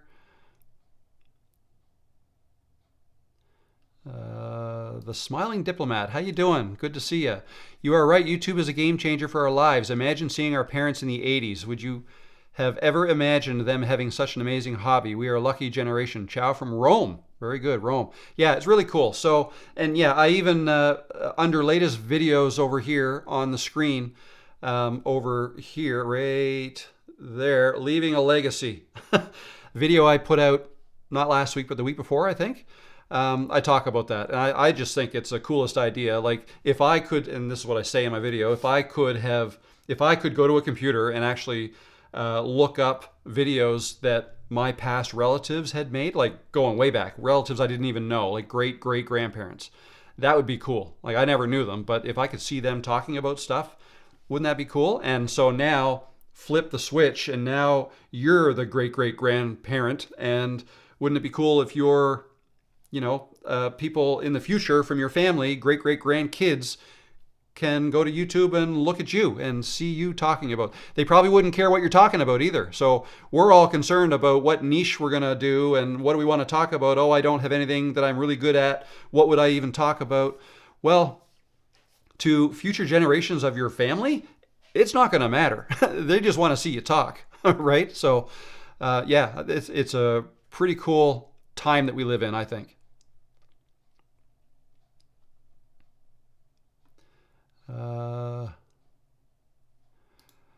Caramel says, which phone would you say is best for recording content, iPhone or Android? I can't really answer that because I only have an iPhone. I would think they're both just as good. I've even heard some Androids are even better with cameras, like have an even better camera than an iPhone. I find it hard to believe that you can get much better than the camera I have in my iPhone. But so like, if I switch there, that is the shot from my well, you know what a shot from an iPhone looks like. But yeah, it's a good picture. It's a good picture. So if Android is even better than that, then yeah, I don't think it matters. I think iPhone or Android, even if you go back a few years, you could probably get a phone that the picture looks just great. My phone is the 14, the iPhone 14. I think they're on, was it going to be the 16 that comes out soon? Or maybe, I don't know where they're at now, but I think I've had mine a year and a half, almost 2 years. It does 4K, it does over 60 frames per second. I think there's a 120 frame per second option. So yeah, no, it's awesome.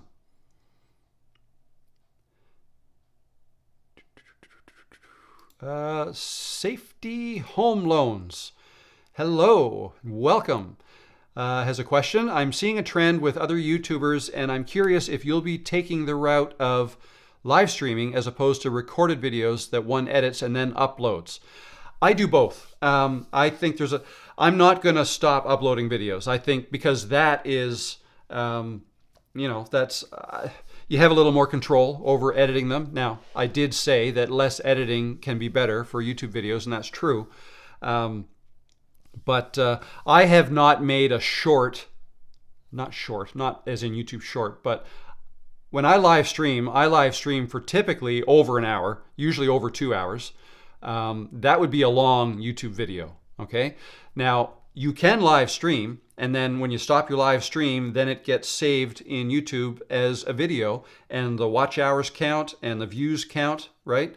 No, I think I think that you can use them both interchangeably. So have a nice mix of videos. I like to upload 1 or 2 videos now every week.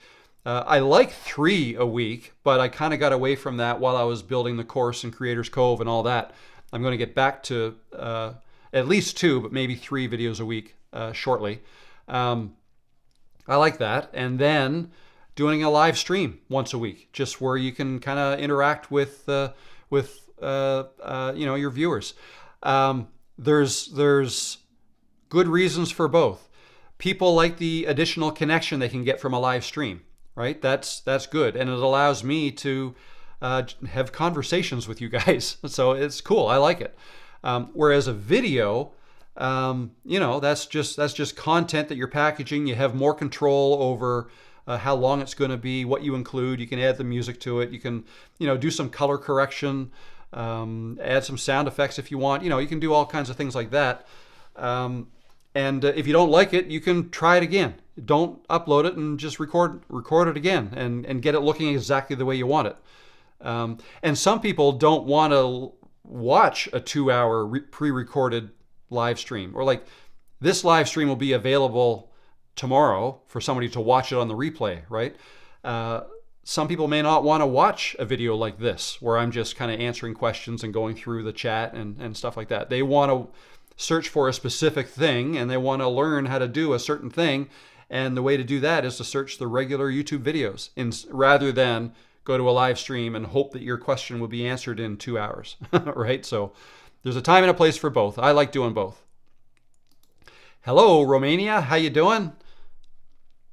Good to see you. Possibly wearing a mic with a muffle will help with background noise. Maybe. So what these help with, see this little thing? They're called, well, it's like a muff or a dead cat. I heard people call these. Peanut didn't hear that. So what that's good for is stopping wind noise, like wind blowing into the microphone that will cause distortion. This will stop that. Okay, so you want one of these if it's windy and there's air getting moved around. I don't know that it's going to help very much stopping noise that just exists in the location you're recording, like in the cab of a truck. I don't think that's going to help very much. But now if you have your window open and there's wind rushing in, that would help with that kind of noise. So hopefully that helps.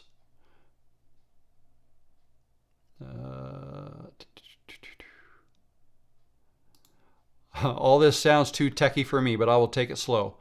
I apologize. I'm trying to make this helpful for a wide variety of people here. Some technical, some not so technical. So hopefully I'm striking that balance all right. Syncrad AI, hello, welcome. Says, I have a faceless channel, but I am going to make videos with my face where I will choose a niche and make videos with my face. Everyone should leave a legacy. Legacy, yeah. I like that idea too. I also, if you put yourself in your videos as opposed to using AI, I know there's a market for AI videos and there's nothing wrong with that, especially for like tutorial type videos, how to do certain things.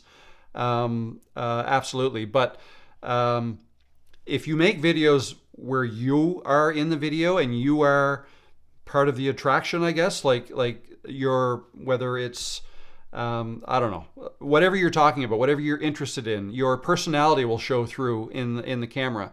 Those types of videos where you're showing yourself, they tend to, I mean, you become your brand, right? Not what you're talking about. And people will return. Channels have a much better chance at growing more quickly if you put your face in your videos, because people will want to come back to see you and what you're talking about today, and not necessarily for the content. Sure, there's people just looking for content, absolutely. But some people end up liking a certain way that certain people deliver messages, and they'll subscribe and they'll come back no matter what they're talking about, right? So that's part of the reason why I suggest putting yourself in your videos. MO is Missouri. I feel like you guys are going to give me a test at some point. I'm going to get it wrong. Derek, hello Derek, how you doing? Welcome. What mic are you using now during the live or vids? Also, go Dallas Cowboys. Ugh. I was in Dallas last year to see Detroit. I was at the Detroit at Dallas game. Awesome stadium. We should have won that game. No, I lie. No, I was not at that game. I was at the Seattle at Dallas game. Detroit at Dallas happened a couple weeks later. I wasn't there for that one, which is good because we should have won that game. Well, how'd that go again? I reported or something? Anyway, if you know, you know.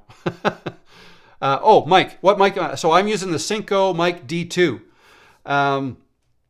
It is a shotgun mic, and I use the same mic for these live streams and for my videos.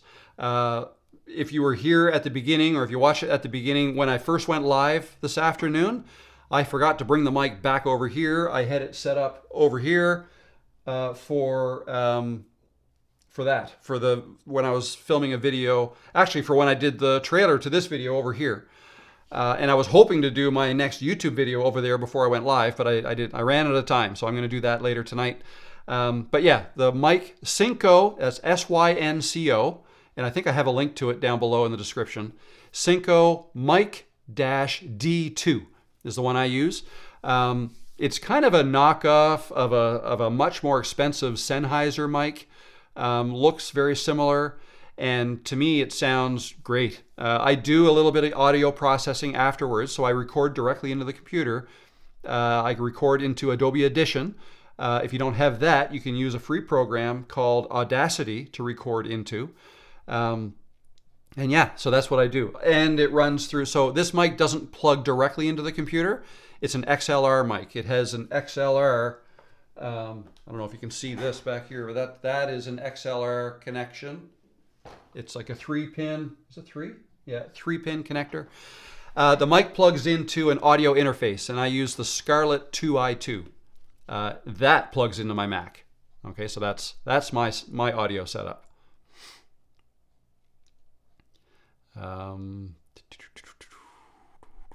Let's see. Rob, I got you, brother. Lions fan? Hopefully.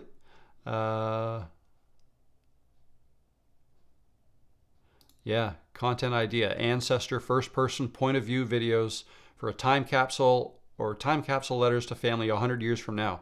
I think that's really cool. I do.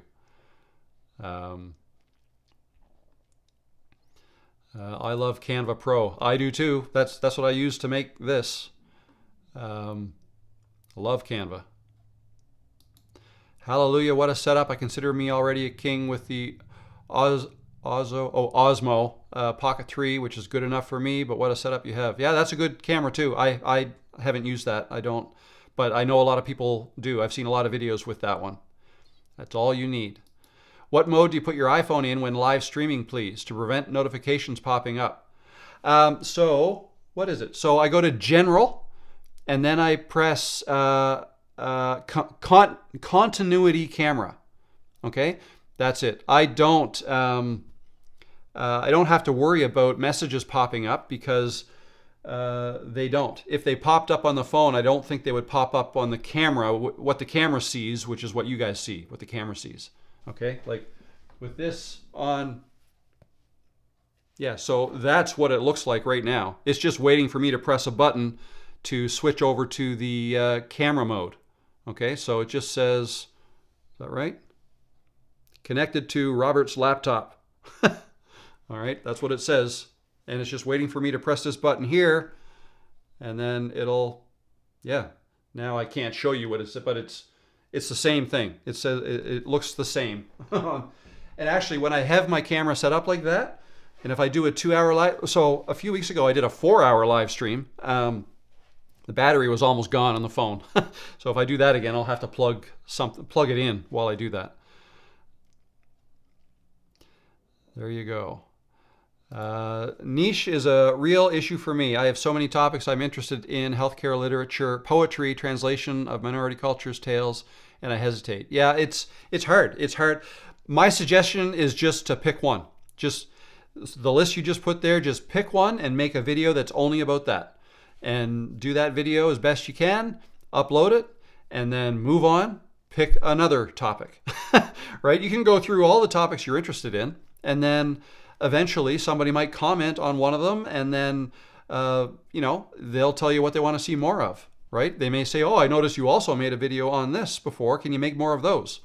And then that's your first direction, and then you can start taking directions from your viewers as to what to make next.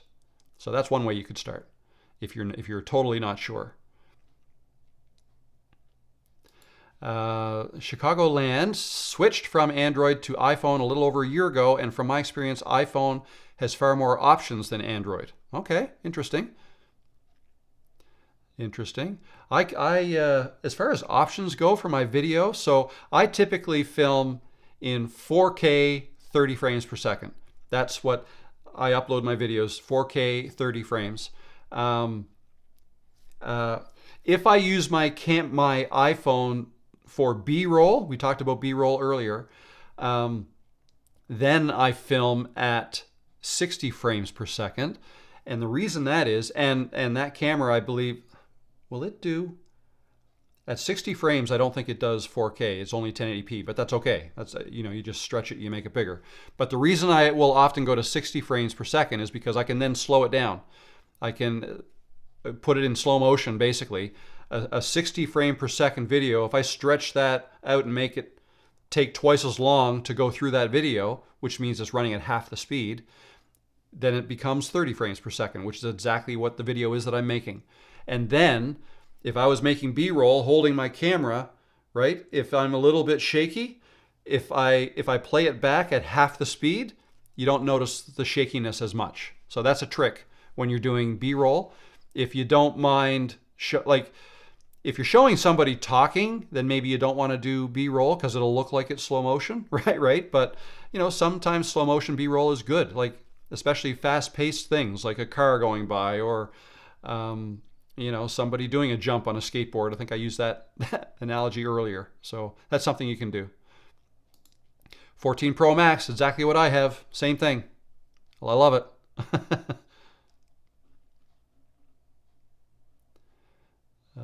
How would you recommend we determine the popularity of a niche before we jump into it? Thinking of Syncred AI's niche picking dilemma. That's interesting. So there's several things you can do. You can go to YouTube and just search for stuff and see how many views videos are getting. Okay, that's one way. See how many views they're getting. See how many subscribers those channels have. Right? You can use a tool like vidIQ to help you with that. Another one is TubeBuddy. You can use that to help you with that. So yeah, YouTube is a great first place to start when looking for a niche to make videos on. Something else you can use is Google Trends. If you just Google Trends and go to that website, you can search for what's hot, what's trending in the last year, what's trending in the last month, right? And you can search for things that way. You can search for certain keywords. You can compare keywords, different keywords, what's more popular than the other. So Google Trends is another great tool to use for that. And I'm going to make a video on that at some point in the near future.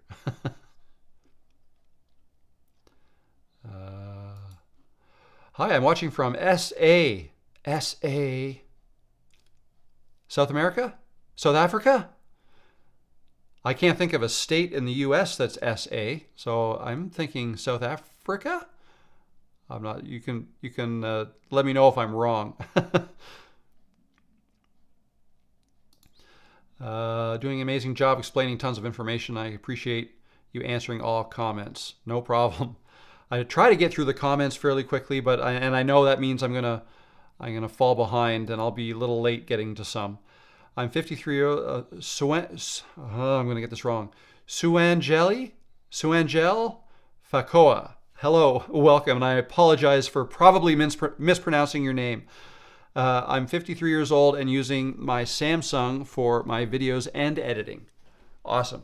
I've never really edited videos on my phone. I just find, I don't know, my 50-year-old eyes aren't the greatest, and I need reading glasses, or I can't even to see the 14 Pro Max, I need reading glasses to be able to read the stuff on them. And I have my fonts jacked up, so they're big. My eyes aren't very good anymore up close. I can see distance just fine. But so because of that, I like a bigger screen. I like to be able to edit on a computer. But if you can edit on your phone, on your mobile device, absolutely, that'll speed things up. A room with a lot of soft things like pillows, heavy curtains, furniture, or bed can help more with audio quality than a good mic. Absolutely. Make sure the mic is very close to your mouth. That helps too. 100%. I have this one about a foot away from my mouth. You could probably hear a little bit of echo. If I were going to do a voiceover, which I've done, if I do a tutorial video and I just put my voice to it, like for a client, then I won't show my face in the video. I put the mic, I actually put it right up to my mouth, but I don't speak directly into it. I don't speak directly into it like this. I put it off to the side and I have it really close to my mouth and I speak like this with a pop filter because, those air bursts, they're called plosives, I believe, out of your mouth. That's what'll cause a distortion and whatnot in the mic. So I put it off to the side like this and I speak like this, but close, not a foot away like I have it right now.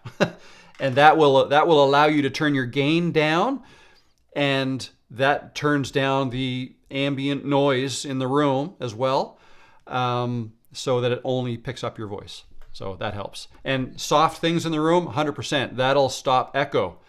Hard, flat surfaces like this big monitor and some of the walls here are not great because your sound will bounce off of those and off the walls and eventually get back into the mic a little later than your voice got there. So that's why the echo, 2 copies of. So my voice going right to the mic. Another version of my voice is hitting this monitor first and then bouncing back into the mic a little bit later because sound travels a little bit slower than light. Wow, I'm getting totally technical here. It sounds like I know what I'm talking about, doesn't it? Oh my God. Okay. I know a little bit, enough to be dangerous. I do have an engineering background, by the way. Not a sound engineer, but anyway.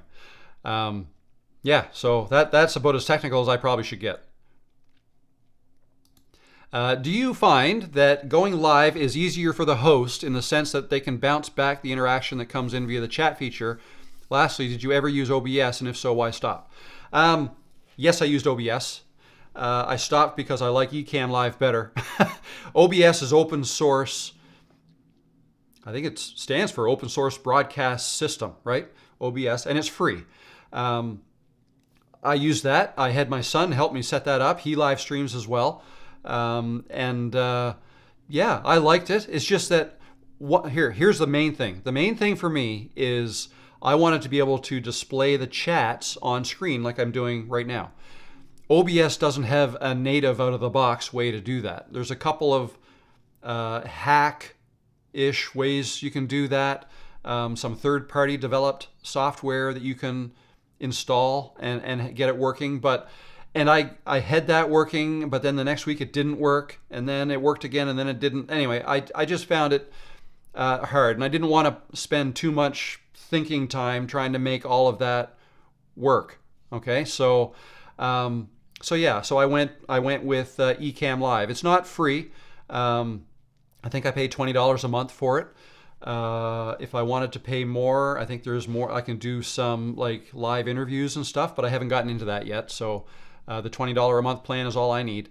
So yeah, that's why I switched. That's the main reason. I just find Ecamm Live is much more Apple-like. Okay, I just find it just works. Things just work well, and I'm not saying that to diss Android users at all. I have a lot of Mac stuff. I got a MacBook. Incidentally, I only switched to this MacBook from a Windows PC a year and a half ago. I was PC my whole life. I switched to this, but I've had an iPhone for many years, and I love that. And I have an iPad. It's older, but I just like the way this works. It just seems to work effortless. Oh my God, I can't get that out. It doesn't take much effort. I'm getting tired. And your first question was, is live easier for the host in a sense that they can bounce? Yes, 100%. When I first went live, it was very hard because I didn't know who was going to show up. I didn't know what I was going to say. And it may not seem like it now, but I am very introverted. I live in my own little bubble. I work alone. I think better alone. And I've always hated through school and work and getting up and talking in front of a large crowd. I just don't like it.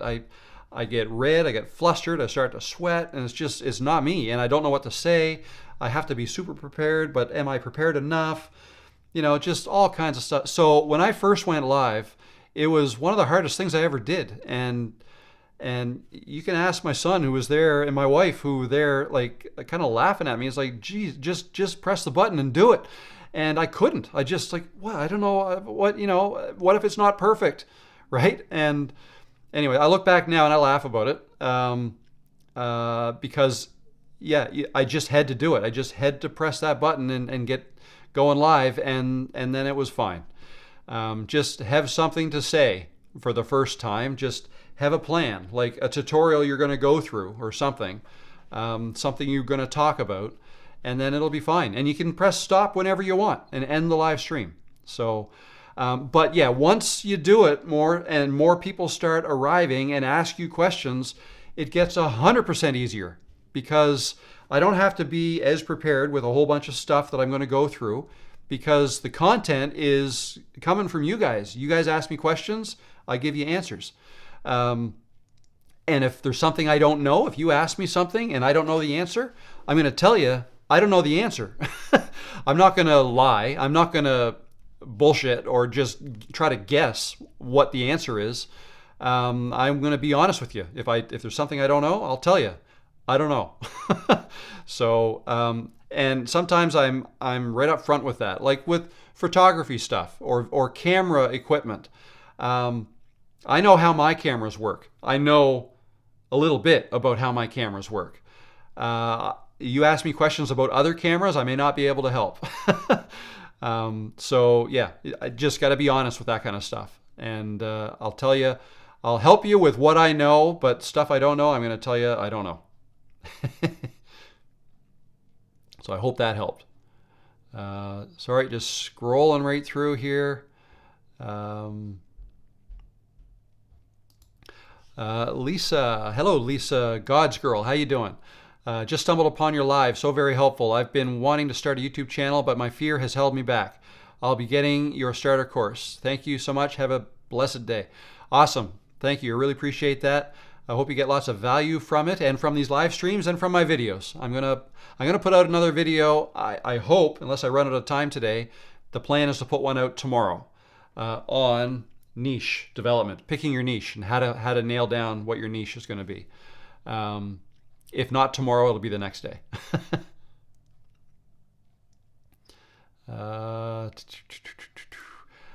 Studio Tez Art says, how long do we have before the beta offer is up? I can't really answer that because I don't know. You're going to have at least a couple weeks. Well, I'm going to say at least a week. No, it's going to be longer than that. The plan is it's going to be in beta until I get enough data back from the people who take the course as to what I should be adding to it to make it better. Okay, that's kind of the plan. And then I'm going to make additional videos to add to the course. And then once I do that, whoever bought the course in beta will get all that additional information. You'll still have access to the same course, and all the bonus videos will just be added to it, and I'll let you know when I add those. But at that point, then the price will go up, and it won't be in beta anymore. It'll be full-on launch. So that's the plan. So you've got a couple weeks anyways. SA is South Africa. I'm sorry. Apologize. Welcome, South Africa. I think that's what I'm looking at when I look out of my window, and I'm looking straight out of St. Margaret's Bay, Nova Scotia, is looking down in that general direction towards the south of Africa.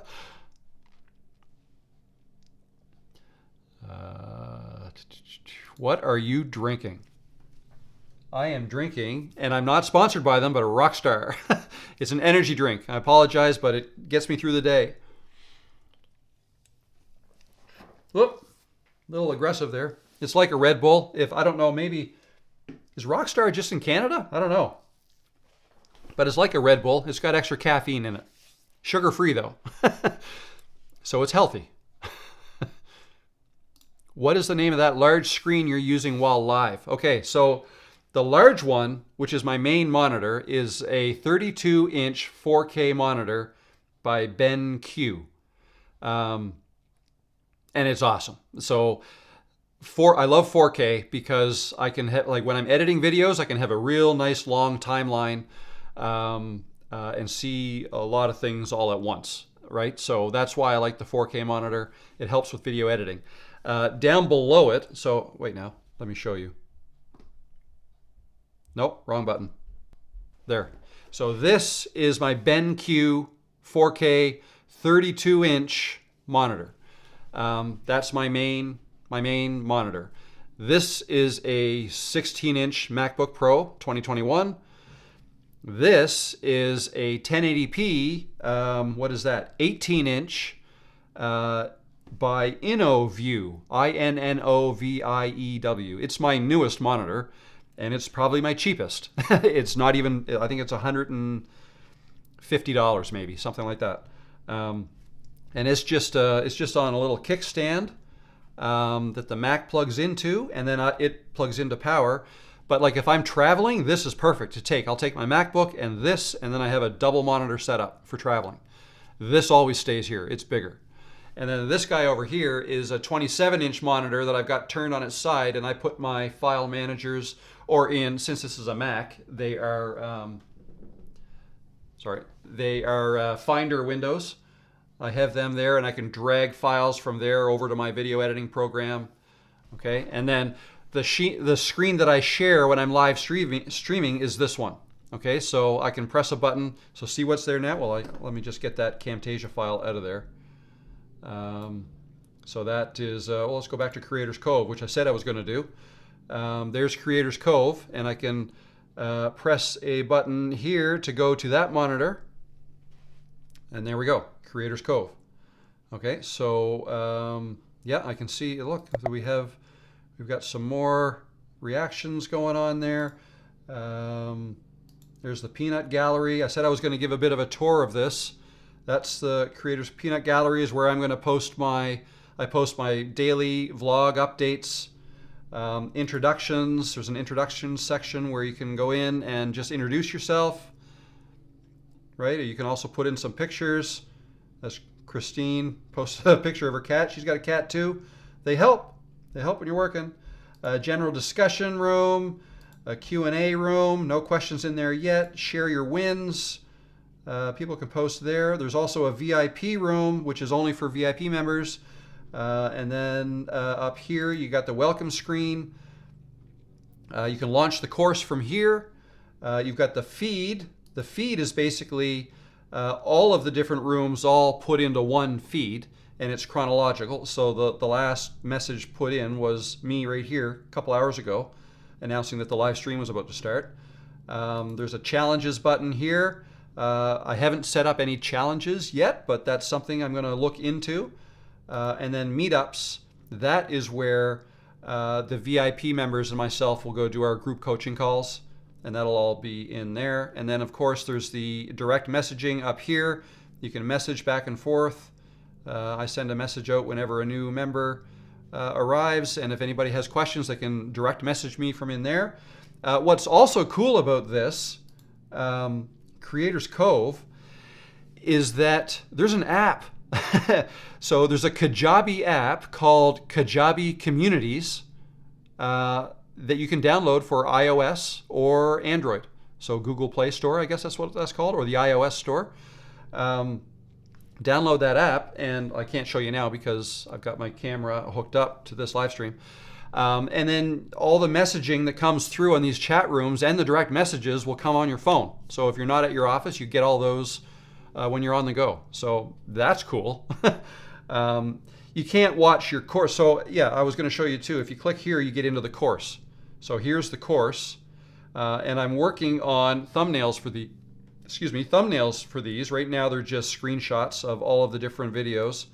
So I've got the intro, the planning videos, identify your video topic, your title and thumbnail design, prepare your outline, equipment setup, recording area, and so on. So I'm not going to go through all these. We've got 6 recording videos. I've got organizing first, 5 videos on organizing, gathering B-roll, setting up your folder structure, backing up your files, video editing. There's 10 videos in there. Creating your project file, how to edit your audio in Adobe Audition, and then some videos from within Camtasia.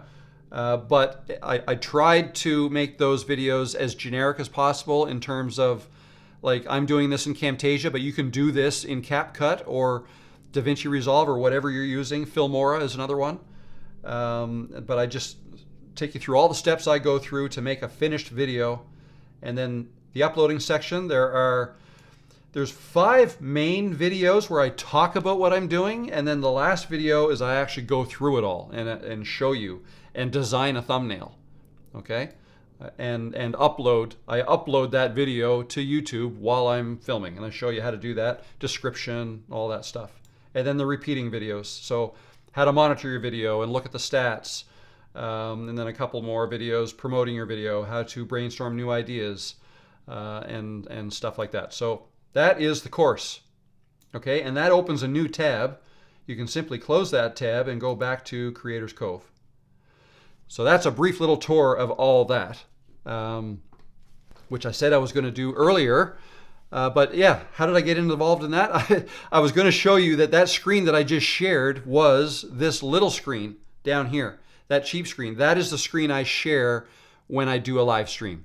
Okay, when you're doing a live stream, it helps to have an extra monitor because that you can dedicate a monitor to sharing on your live stream if that's what you're going to do. If you're going to share stuff on a screen, it's nice to have that extra monitor. Okay, so that's the way I've got that set up. So there you go. Now let's get back. How are we doing? We're over 2 hours. I apologize, but let me just keep going through these chats here. Theme Park Mobility, how you doing? Was able to log on to the live stream. I'll catch up with the parts I missed tonight. Yeah, you'll be able to go back through this. So just so you know, I turn monetization off when I do these live streams. I say this every week, but I feel like I have to. I want you to know, you won't see any ads pop up while I'm doing these live streams, because if you did, then you would miss some of the live stream while an ad's playing. So instead, I turn that on after the live stream is over, because when you watch on the replay, and if an ad pops up, the live stream, well, it's not live anymore, it's a video on demand, the video is paused. The ad goes through, or you skip it or whatever, and then you won't miss any of the video. Okay, so that's the way I have my system set up. Started watching your videos last week and I'm hooked. I got you hooked. Sorry, I don't know if I should apologize for that or if that's a good thing. Perhaps Dan says, perhaps you've answered this before. Are you still doing work for outside clients? If yes, do you charge them an hourly fee? So I do still have my Fiverr account set up. That's where I do my freelancing. And I do still do some work there, although I'm quite busy with this YouTube stuff. And especially the last couple of weeks, creating the course and setting up Kajabi and all that has taken a lot of time. But yeah, I do still do some work for clients. And I don't charge an hourly fee. What I charge is based on the job. I basically, I give quotes. So if somebody wants some work done, I'll give them a quote. And that's kind of the way I do things now through Fiverr. Yeah, so that's how that works. Derek says, do you use default settings on the Sony ZV-E10? I have a Sigma 16mm 1.4. I think we use the same. Yeah, that's the exact lens that I use. So the settings I use, I should actually do a video going through this, but because I'm not an expert on the inside workings of these cameras, but I know I have the ISO settings at 100. So I've got that low. The lens obviously is at 1.4. And what else? I've got auto focus on. But then pretty much everything else I have auto. So picture profile, I've got standard, automatic, autofocus. What else? Oh, shutter speed. I've got 1/60 because I'm filming at 30 frames per second. So your shutter speed should be double your frame rate. So 1 / double your frame rate. So I've got that at 60. And that's for the most accurate looking motion blur is basically what that does. So aside from that, white balance, I've got auto white balance. That's all I do. And I know some professional photographers and videographers would probably shudder like, oh my God, you're not taking full advantage of your camera. And no, I'm not. But it works for me. As time goes on, I may learn more and more about the camera and be able to do more things with it. But for now, this is working just fine. Dan says, I use several off-the-shelf TCL consumer 42-inch 4K TV monitors, which work fine for editing. They're often available for under $200. Very good. Yeah, I think I spent over $500 on this one. That was 4 or 5 years ago now.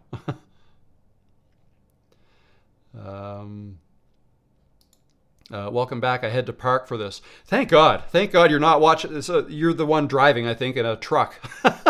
Yeah, I'd be nervous. I'd be nervous doing that. But again, you're a pro. You know what you're doing. You know what you can do. I wouldn't be able to do that. Okay, I've made it through all the chats, I think. Let me just double check, make sure there isn't something else I wanted to cover here. So looking at the list I have on the side of my monitor here, right here. So I went through the introduction, Q&A, latest videos. So I just listed the last 2 videos I posted. So the last one was this new editing style is taking over YouTube, and I basically just talked about, so that was last Wednesday. I came out with that video. Actually, no, that wasn't my latest video. I forgot to write one down. The one announcing Creators Cove was the latest one, but we've done enough talking about that. But yeah, the new editing style was basically being authentic with the camera and doing one take and not editing very much at all. And I put bloopers at the end of that. And Peanut, the cat, was in that one. She's not with me today. She's outside doing her thing. But yeah, so that video's done quite well. And then the one before that was leaving a legacy. And we talked a little bit about that. I think that's a fantastic reason for starting a YouTube channel. So making money online is not the only reason to start a YouTube channel. So let me just kind of get that out there. Sure, it's a big reason for some, but not for everybody. And for the crowd that I'm mostly talking to here, the over 40 crowd, apologies to those of you who are not yet 40, but specifically the much older than 40 crowd, let's say you're over 60, over 70, perhaps you're already retired and looking for something else to do, looking for a hobby. I think YouTube is a fantastic hobby. Yeah, so for the reasons I talk about in that video, leaving a legacy, it's a great, or time capsule, somebody mentioned in today's live stream. Great reason for starting a YouTube channel. And it doesn't even really matter what you talk about. You can talk about your family. Think about the things that you would like to have heard your great-grandfather or grandmother say. What would you want to know about them or about their time? Talk about where you live, what your family's like, good or bad, what your friends are like who you hang out with, what sports teams you like, what you like to do when you're not working, what you do for work, what, everything and anything, really. You could talk about in those legacy type videos and make a bunch of those, and family and friends will thank you for it. And they might not thank you directly and right away, but in time they will. It's a really neat idea. So yeah, there you go. There you go. Am I missing anything here? Level 3, level up. How you doing? Hi Rob, really helpful to see your bloopers. Every time I hit record, all my self-doubt starts to resurface. It's very reassuring to see you still struggle to get going. Every single time. Every time. Even with the 1 minute long trailer video I made this morning, it took me 4 or 5 takes before I got that out the way I wanted to. So I'm trying to do everything without a teleprompter now. Now I did use it the last couple days, especially, so I made a video on, which one was it? The one that I put in Creators Cove. So that video that walks you through everything, I used a teleprompter for that because that's instructional. I wanted to get everything in there. I don't think anyone who's in there wanting to know exactly what they need to do they don't want to listen to me say and ah and oh, look at my cat and all this stuff, right? They just want the information. So for that, I used a teleprompter. And I wrote a script first. Okay, so, but other than that, other than making videos like that, I'm trying to do everything else without one. So I'm messing up all the time. So there's an unlimited supply of blooper material whenever I make a video. And it's fun. And I'm getting lots of positive comments and feedback from putting bloopers in the video. So that's an idea. I mean, take it from me. People like to see that kind of stuff. People like to see other people struggle, I think. I think that's a big part of it. They like to see, and it makes, because it brings it full circle. I mean, if you're struggling to make a video, you see me, you might see a finished, polished video. It's comforting to know, and you can see at the end that, no, it didn't take me one try to make that. It took me several tries. So, yeah. Where are we here? Oh, do you have a link to your screen sharing monitor, please? Yes, I can. I don't think I have one below, but I can easily get one. Let me bring that up. It's the InnoView. I always have to go to Amazon.com because here in Canada it's Amazon.ca. And then let me just search for 18-inch InnoView portable monitor. There we go.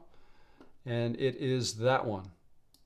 So let me grab that and bring that down here and get the link, copy, and I can paste it down here.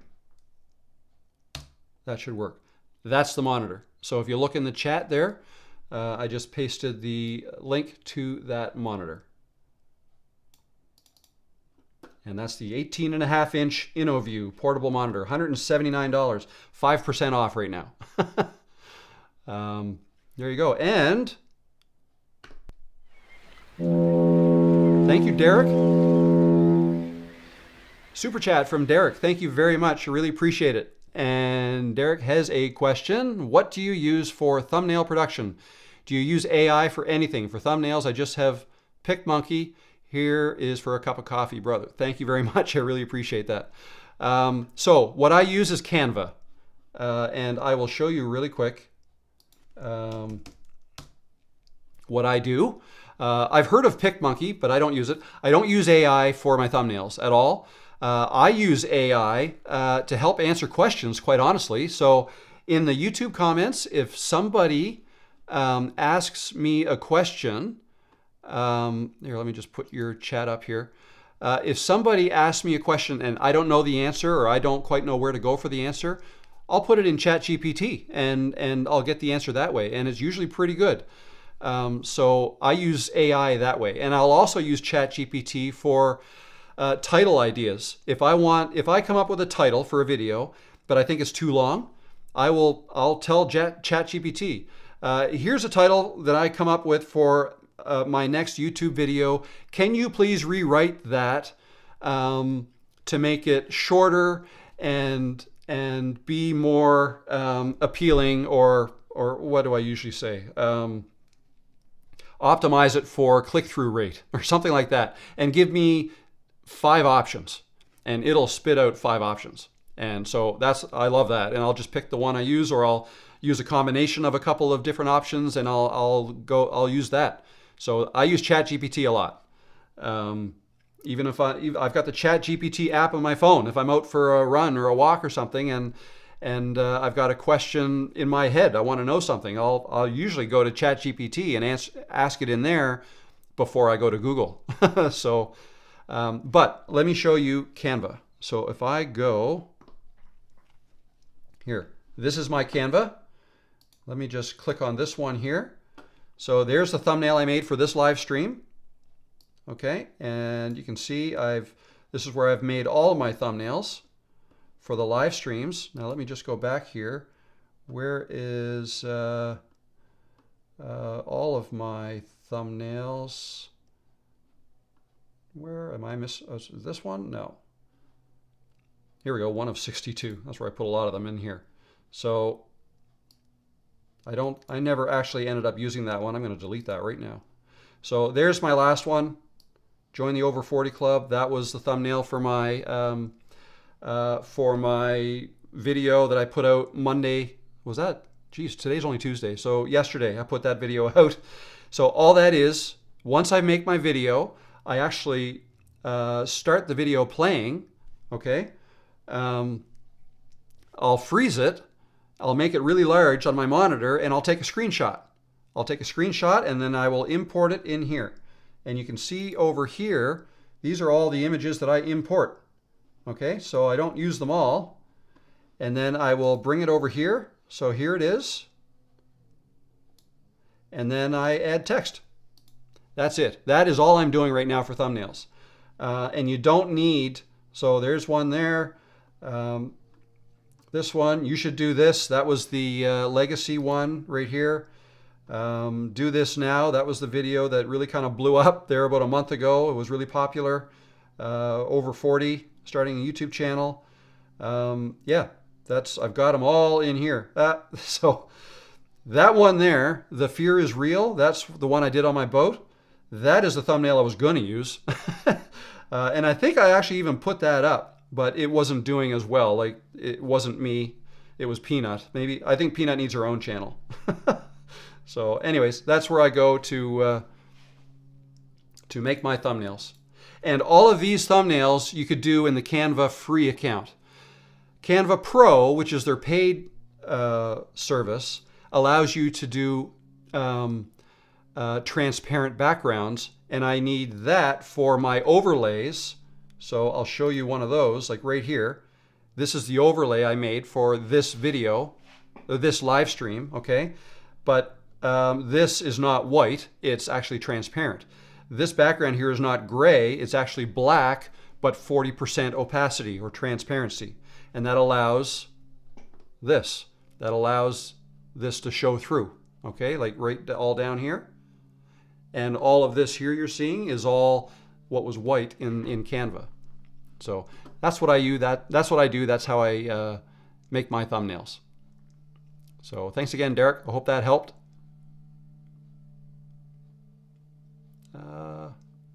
Hearing some loud noises outside. I don't know what that's all about.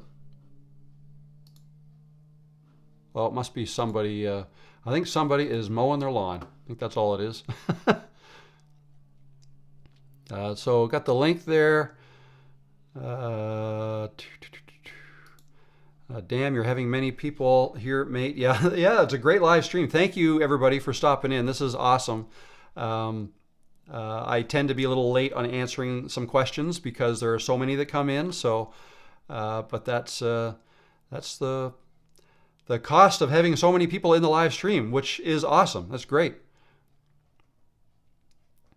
Bloopers make you genuine. We like to see some struggle because it shows where one day we could be. 100%. I 100% agree. A lot of people don't realize that behind the streamlined video, a lot of effort and investment, money and time is hidden. Yep, definitely. Your mic is top notch. Oh, a Canadian. Yes, I'm Canadian. I'm in Nova Scotia. And the mic is the Synco Mic D2 that I use as a shotgun mic. And I think I've got a link to that down below as well. I love it. And I use the Focusrite Scarlett 2i2 audio interface as well. That's what it's plugged into. I can appreciate your channel now that I'm 50. Yes, I'm 55. I'm way more than 40. I use an AI app called POE, very user-friendly. I've never heard of that one. Hello, Hans from Sweden. Hello, welcome. Glad you could stop in. I think I've gone all the way through the chats. Let me just double check here to make sure I talked about everything. I think I did. And we are over 2 hours. Nova Scotia, so gorgeous. Yes, it is. When it's nice. It can be a little nasty in the wintertime, but it's nice today. Yeah, I think that is a good place to stop. It's been 2.5 hours. I'm sorry I'm a half hour over what I said I would be. But I want to thank everybody for stopping in today and asking all your questions. I had a lot of fun. as I always do. I really have to go to the bathroom now, though, so I'm going to have to wrap this up. I think I've been drinking that Rockstar a little too much. But yeah, if you, let's see, how do I want to end this? Every week, I'll be here doing a live stream just like this for 2 hours, maybe 2.5 hours sometimes. And I'll take your questions. Any questions you have, stop in here and ask them. And yeah, every week. Look for a video from me tomorrow. If I can't get it done for tomorrow, it'll be the next day, but I'm pretty sure I'll be able to do it for tomorrow. I just have to, move my mic back over there and get set up, and I'll probably film it tonight and have it out tomorrow morning. So that's the plan. That will help you. I'm going to go over everything. I want to make sure I got everything written down that I want to talk about, but picking a niche, how to pick a good niche for your channel. And there we go. That's that. So with that said, thanks again for stopping in this week. I'll see you next week, or I'll see you in my next video. So bye for now from Nova Scotia, Canada. Cheers.